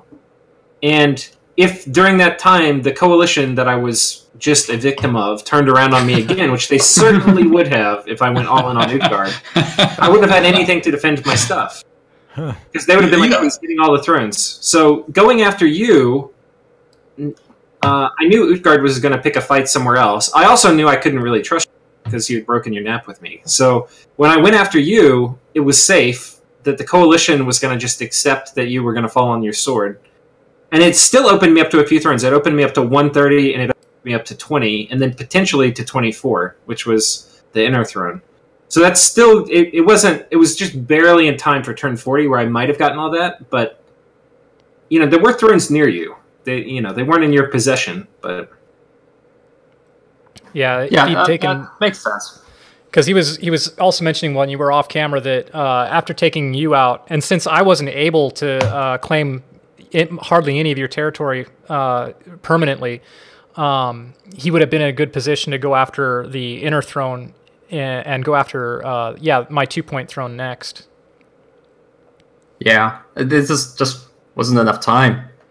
Yeah. But anyway, what the topic we're on right now was kind of the in-game diplomacy, and so I'll just go ahead and add one more thing in because I think it's relevant to this point as well. Is one thing I liked about it is that it does sow chaos and it does undermine kind of like best intentions, and like I think breaking of naps is another thing that it contributes to that. I think out-of-game diplomacy. When you have out-of-game diplomacy, I think naps are a lot more firm and concrete, and because you can double-check. You can always double-check things, right? And that was one other thing I liked about this was I'm not negging on non-aggression pacts and kind of the gentleman's agreement that I think the professional or the more experienced Dominions community has with them. But what I liked about the in-game is that it does undermine even the potential of having non-aggression pacts be as solid as they are otherwise. And you can have wars erupt for reasons that aren't anybody's fault. Like I mentioned this once on Luce's channel, but he sent a message where he said Midgard instead of Utgard. And depending on how the person read that message, they would have been like, wait, you're saying Midgard's about to attack me? Well, screw their nap. I'm going to attack them. Like that. But that's just an example of what I actually kind of like is that it's a way to keep things from being too what's the word? Static. Well, it keeps the players isolated. It's I don't know about you guys, but when you're playing the game, you feel so isolated. It doesn't translate in the videos or anything, but God, it's a lonely game, isn't it? and I think that those diplomacy things really that accentuates that sense of isolation. Because you make decisions based on that isolation as well. Like, once again, going back to Battle Moose, when you pulled out of the war against Mictlan, you felt that you were on your own, I think, at that stage. And I knew I couldn't win a 1v1 with Lucid. My only hope was he would choose not to follow me. Yeah, because at that stage, I was still attacking at the south, but you didn't have spies. I saw you couldn't see what I was doing. So when you pulled out, it was like, okay, well, it's completely over and done with that stage. So I pulled out at the same time. But but I think that the decisions that are made from that sense of isolation are. I know that I made a lot of decisions based on feeling like I was actually sort of sitting inside a vacuum, and it was in hindsight you think, geez, I wish I had done this, that, or this. I find that really fascinating. And it contributes to paranoia. Yeah, it does. It does. Absolutely. Speaking of breaking naps, you might not know this, but I actually also had a nap with Dwarf Comic, which I also broke. Huh. So you did attack him? No, just kidding. Yeah, I did attack him. And Dwarf Comic accused everyone, but then I immediately attacked Lucid almost a turn thereafter, and it's like, oh no, Battlemoose is trustworthy against Lucid at least. Yeah, we actually, Ulm and I had an agreement to attack Pangea, and I was going to help him, probably to the benefit of Satis, but I didn't commit to that, which I'm glad I didn't, because Utgard had just an enormous pile of troops on my border, and I wasn't going to start a war until I knew what Utgard wanted to do. Yeah, that was a very awkward decision time for me, because I was either going to attack Pangea or Mictlan, and yeah, I've watched your videos, and you talked a lot about it, but it just seemed like you had no intention of actually attacking Pangea, and the reasons were good. It was just a battle that I saw with you and Utgard that made the decision for me. Yeah. Actually, it's funny that decision, because I'm thinking now back to the very start of the game with the when I saw the blessed troops. And as Sakmane had said before he had to drop out, he did sort of say that bless is only really good in early game, which at the time I also then thought, okay, this is a rush strategy. And so that's why I think we had to dogpile. Like that certainly was when I saw those sacreds. It was like, oh my god, this is going to be just a really one-sided game. Let's hear from Sabouts if he's still here. Yes. Okay. Yeah. So you've been following along, I hope, and yes. Yeah, just kind of your thoughts on how the diplomacy was this time around compared to Middle Age. Well, I mean, so we changed the rules, right, with the diplomacy, and I think that had a very. And did you misunderstand that it. as being that you can't send any messages at all since you didn't? Yeah, so you can't send any messages to anybody at all. No, I decided to actually be to play a little bit more conservative this game personally myself with the diplomacy. I did mean to message Nook back that in the beginning of the game, but that just didn't happen.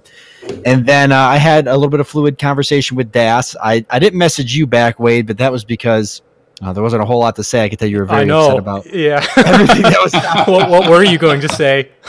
I was like, I'm not going to throw any brush on that fire. I'm just going to let it kind of do its thing over there. Me and Ulm had we had I think a brief message back and forth on kind of where our borders were, and then that was the end of that. At one point, I believe, Battlemoose, you reached out to me. But a little bit. There was a province I wanted. You said no. That was fine. Look, for most of the game, your presence, there was no interaction between either of us, and then you won.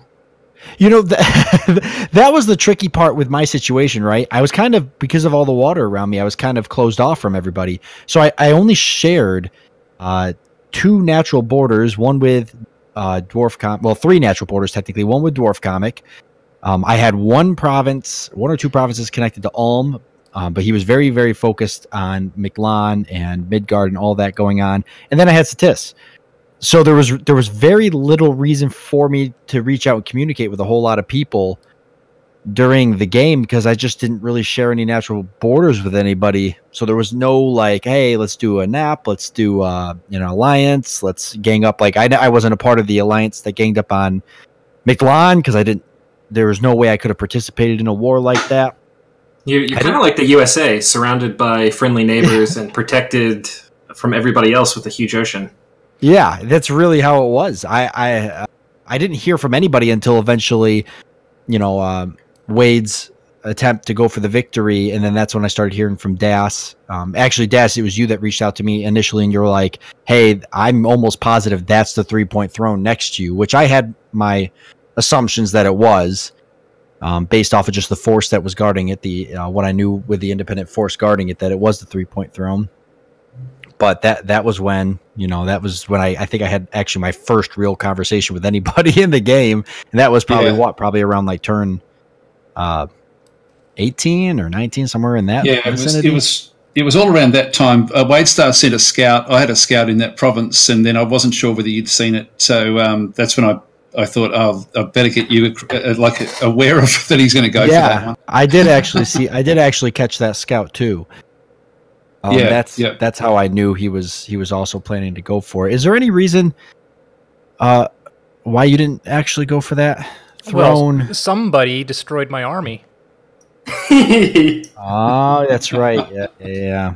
So you would have definitely have beeline straight to it.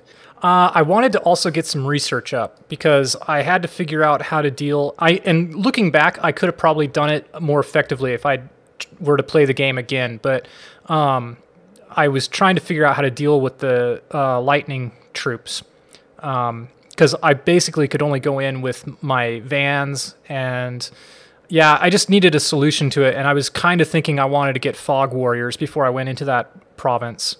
So, but I don't think that's actually true in hindsight. But it was true for my skill level when I was playing, or my knowledge level at least. But I couldn't move I couldn't really move much of a conventional army in without, like I said, the shock resistance. I didn't really have anything for my army yet, and I didn't have any other survivability really. I wasn't confident I could beat it. Okay, that makes sense then. Yeah, that makes total sense. But I was stalling on it. I was stalling to make the move. But one other thing I wanted to toss out to you guys regarding our diplomacy as well that I liked in particular this time around is, and Lucid, you and Sakane would have more to say on this, I think, too. I like that it doesn't give... I feel like it levels the playing field quite a bit in that I feel... especially with Daz, where I was kind of in a war to out-diplomacy him, which I think Daz is just more effective at getting people on his side than I am, although, again, that's partly the way we were role-playing, I think, too. But one thing I like is I think when you have out-of-game diplomacy, it gives a distinct advantage to players who have enough time to spend in real life communicating with people on various Steam channels and on chat servers and so on and so forth. And what I liked about the in-game diplomacy is it levels the playing field for people who either don't have such a strong connection in the community quite yet, or people who are just working too much to be able to respond to messages as quickly as somebody who is on vacation or somebody who has more time on their hands. And I can say in my case too, like I have a lot less time to play to write emails than I did, for example, when I was playing in the Middle Age. And I know that Sabouts, your schedule also in the Middle Age, at one point you were staling turns because your work life was getting in the way. Yes. And so I just wanted to say that's the thing I like about it, is that it means that there's not that advantage to people who have the time for the diplomacy. That's what I wanted to toss out there and see what you guys felt. But go ahead, Battle Moose. Any thoughts on that? One of the big things I think was that if we were able to communicate out of game, it would have been much, much easier to have organized the proper coalition against Lucid. Maybe. I would agree. I mean, I would have been venomous with... I mean, my strategy, I would have killed one of you, two of you, where y'all had no chance of winning. And it would have been more clear if I could have talked to you in real life. We would have been able to thrash out all sorts of things, like toing and froing with different sorts of things. I think I agree with Battle Moose. I think it would have been much easier to gang up if we were out of game. And I'm glad that we weren't out of game, to be honest. I'm glad that it was all in game because for that very reason, it really added a whole other veneer of complexity to the game, which is good. I think it would also been much harder to be deceptive like that, because if when you're in game and you're doing it, you're still kind of in a character and you're in a game. But if you're talking to someone like on Steam about what you're going to do and how you're going to betray them in a Steam conversation, I kind of feel that would amplify the betrayal. Yeah. That's something that I think dovetails with why I've talked to some of my viewers and why we talked in previous podcasts, why I like kind of role-playing, to put just an extra level, just to put an extra barrier between my personal human feelings and attitudes towards the people I'm playing with versus, my attitudes just, I want to be contained within the game itself. Yeah, you can be evil. You can be evil in diplomacy, and not be that way in real life. And I think that by splitting it up that way, it certainly makes it much, much better. What was especially nice about it too was the fact that we had brought this up before, is that the viewers sometimes didn't get to see our email interactions. I know, Das, you put a lot of effort into showing that, but a lot of us, we didn't have the time or the patience to show off. So there's some really good email conversations in the last two series that we had done that the viewers never really got a chance to see that, or you would have to come into your particular turn explaining to the viewers in your videos, what happened in the background during email or Steam conversations. Well, and our entire Discord conversation between me and Sabouts, where I was trying to formulate a strategy to just keep Tortuga from winning, that was definitely never in the series.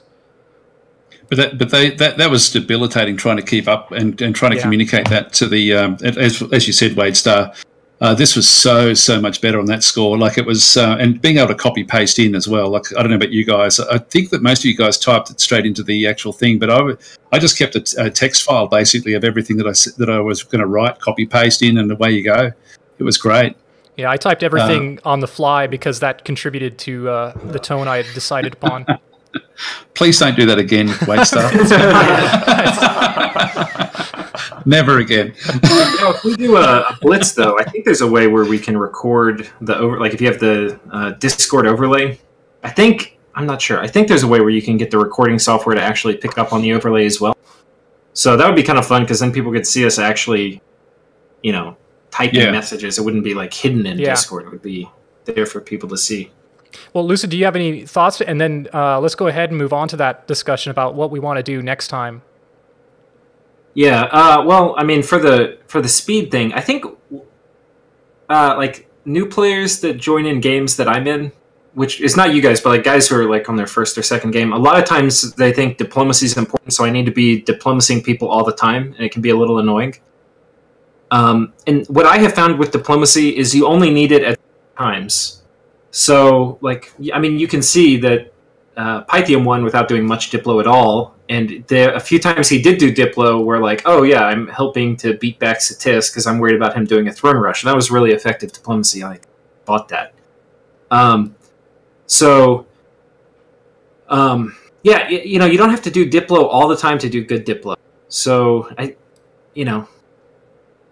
it can take, if you're doing Diplo outside of the game, like probably for most of my games, I don't message people that much. If you're trying to hold a coalition together, it helps to do more Diplo, but I would say in general you don't need to do that much for it to work. So, can you do out-of-game Diplo without becoming time debilitating? I think, absolutely you can. Well, I think it's a good point.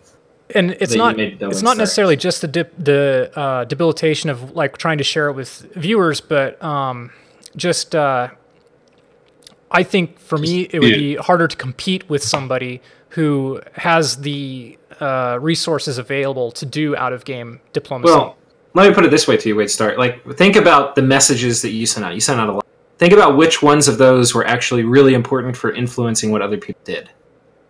Actually, really if I can just butt in there is actually another veneer on this on top of, like, WadeStar plays the game, but he also is like the dungeon master as such. And so I know that a lot of the communication, and I think that's probably where WadeStar, you haven't been impacted as much in this game.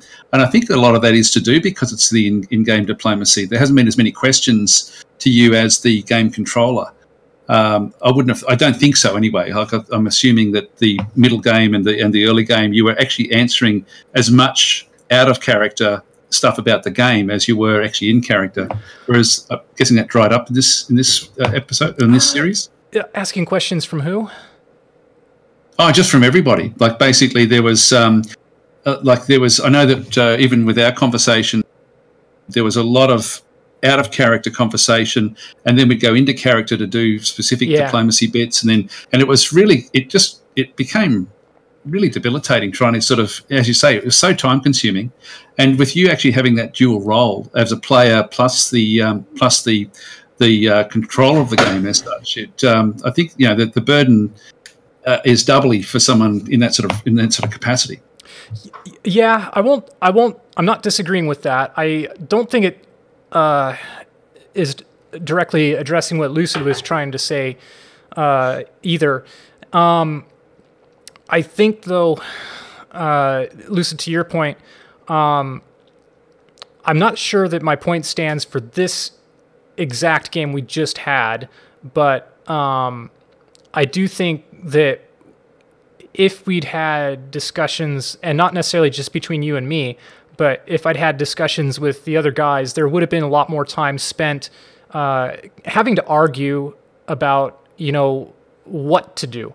And so, like, for example, you wouldn't have necessarily been included in this, but in dealing with the coalition that formed against you, I think there would have been a lot more time necessary for all of us outside the game. And in that case, I don't know. I mean, this doesn't exactly address what I was trying to say either.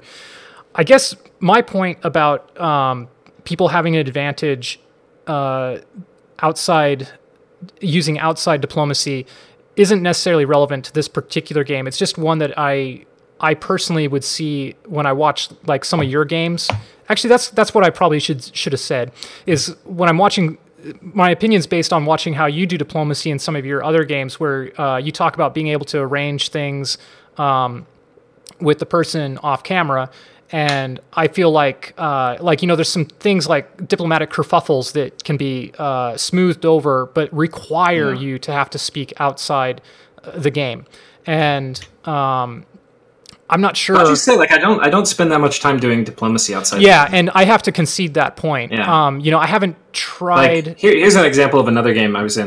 Abyss. We're fighting this Ryla, which is an underwater nation that's going to take over the world, and two of us are in this coalition fighting them, and the third person is Abyssia, and they're basically the WadeStar of that game, and they're sitting on the sideline and watching the other two people do all the work, and. So my diplomacy for that was just, I sent him a message telling him I'm ending my non-aggression pact with him and I'm going to attack him because his lands right now are doing nothing to help with the Rylan war. So I'd better put them to good use under my ownership. And then next turn he says, okay, I'm attacking Rylan. He attacks him. Like, it took me like 30 seconds, to send that message. Yeah, I concede that point. Yeah, it's a speculative point for 20 turns.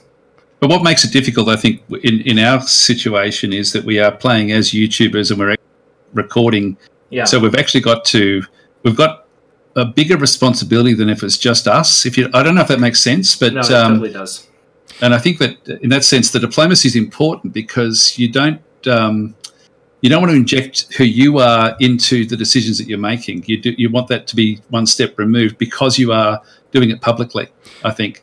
And I'm also glad that we're debating it too, because it wouldn't be very meaningful if we all just kind of agreed on my point either. And that's why I wanted to bring it up too, because I do have only 3 multiplayer games worth of experience. So, in terms of quality of life, what I really appreciated was you got the turn, and that is all the information you're going to get. You can't take time to reach out to anyone or send an email or clarify. There's no other activities that you have to do before you get the turn done. All the information you have is there, and you just got to do it. Yep. Yeah, and I think that's that's a good way to rephrase what I was trying to say. But I do take Lucid's point as well, where it's like, well, but if it only takes 30 seconds to send a Steam message to somebody, is it really that big of an investment outside of the game, or is it really that big a thing that not everybody would be able to do?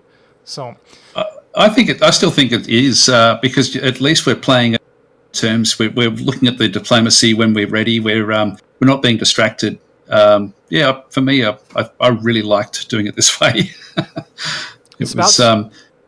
Go ahead after Daz. Sabouts, anything you want to say? No, I think you guys covered it. I really do. Yeah, but it's something to still experiment with. But and then Lucid, I'll let you finish with anything you wanted to add before we go ahead and talk about segueing into what to do with, for example, a potential kind of Blitz game setup, because that is directly related to like how diplomacy would pan out there as well. No, let's go ahead and start talking about the Blitz. Yeah. So the one thing you mentioned that was interesting was the ability to send the in-game messages during the Blitz. And the other thing I would think about a Blitz where we're all on the same channel is we end up being more like a board game. And that's what I'm kind of used to as far as diplomacy in games goes, is I'm used to, when I play multiplayer games, the majority of them have been board games where basically all the diplomacy is open and it's all verbal. And, you see the coalition being formed against you because they're doing it right in front of you with the other person, and you have to interject and say, what are you doing listening to this guy? But the thing that I think gets added to this game that would be interesting is it's more like the game diplomacy itself, where part of the rule set is that, you have the open table diplomacy, but then you're allowed a certain amount of time to go and talk to people in other parts of the room and to write down messages and hand them over to each other. And that's what I would like the most about a diplomacy in a Blitz game, is that there really isn't going to be anything hidden from the viewers except, hidden because they're watching somebody's channel and it's player B and C who are having a secret diplomacy while they're watching player A. But what you could do is actually just have a 2-team disciple game, and just have 2 different voice areas in Discord, with each team in their own Discord. That way you'd actually that way you wouldn't have to even think about diplomacy. Yeah. If we're playing Blitz. Yeah, like a 3v3 or something would be fun. Yeah. Yep. And just 3 versus 3, each in their own areas. Maybe after 10 turns, we all get together, have a quick talk, and then back out to our teams again. Just a little something like that. That way the Blitz would be faster. There would be no diplomacy other than just like the team figuring out what's what, and then sort of moving through from there. And I think that what would be interesting from me in that sort of aspect would be that, like as somebody who's not a really strong player, you'd actually be learning a hell of a lot about the game from, like, if you had like a couple of strong players in each team, then you'd end up learning a lot as well, and there'd be a lot of discussion. It'd be good to record as well, because you'd be talking about deeper aspects of the game in a very quick sort of fashion. Well, I think it'd be really cool. Whatever we do, we can't do it the same way we did it this time. We've done this 3 times now, and each time we try something different, and each time we see things that didn't go right for us this time, and one of those being how long it still took us to play our turns with the 6-day turn interval. So we would definitely have to change that, even if we don't do a blitz per se, because even if we do a blitz, it might be one of those things where it's like, well, we end up having to play it at an arranged time, for 2 hours on a given day, because what if the game doesn't end within a 2-hour limit on a blitz, which, is probably about the length you would want for a live stream, but I'm speculating here. Yep. Yeah, I mean, for mine, I broke it up into, when I've done blitzes, like I have a little record key, and I didn't do it live streaming, but it's just every 30 minutes I toggle to a new episode when a turn rolls. And it's so, I mean, just from a creating content perspective, it's so much more efficient than all the turn-based games.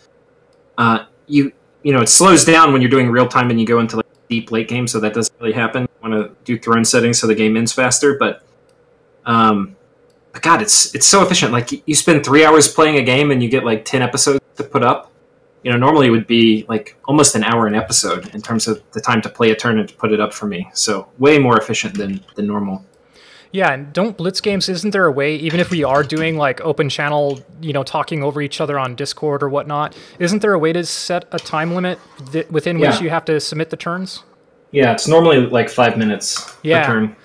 Yeah, and is that adjustable when you do get into the late game? So, because the later turns, there's so much more time if you have like more than one death ball army, and if you have to do more scripting for your spells and such. Yeah, you can adjust it and on the fly. It's a little clunky, but it's not too hard. Cool.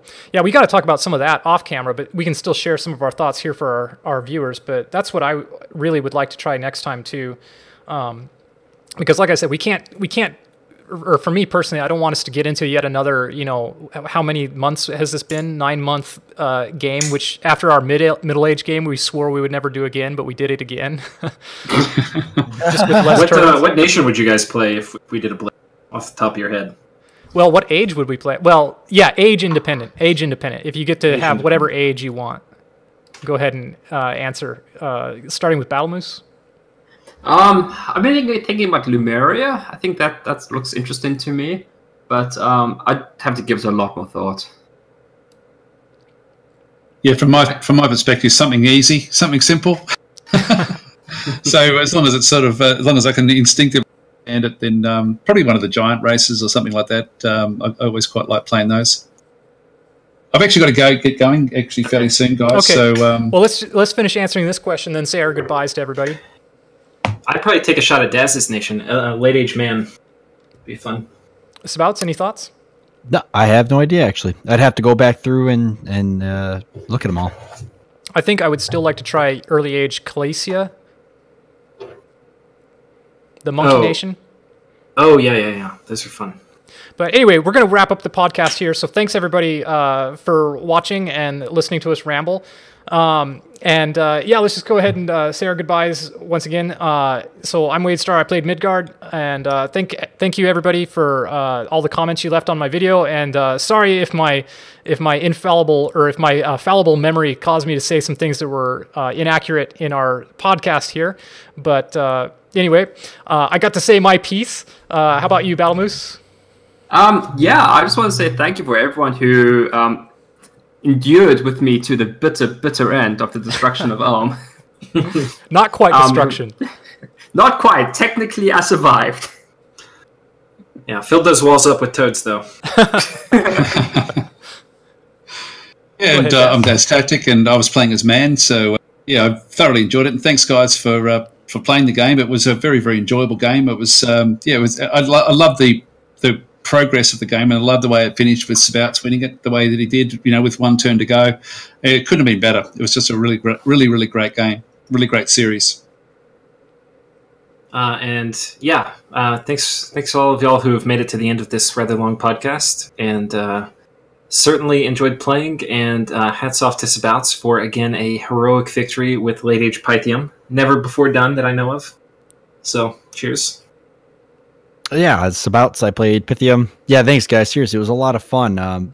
It happened in a way that I think nobody expected, and I think that's what we all wanted. It would have been too expected if somebody just got in there, thrown, rushed, and won. So it was really just all unexpected. And I also want to take just 1 second to do a surprise thank you to Chris, because Chris Lightheart, he taught me a lot about the game, and he was my very faithful advisor. So I feel like he definitely deserves a thanks for that. But thank you to all for making it to the podcast, and thank you guys for the game.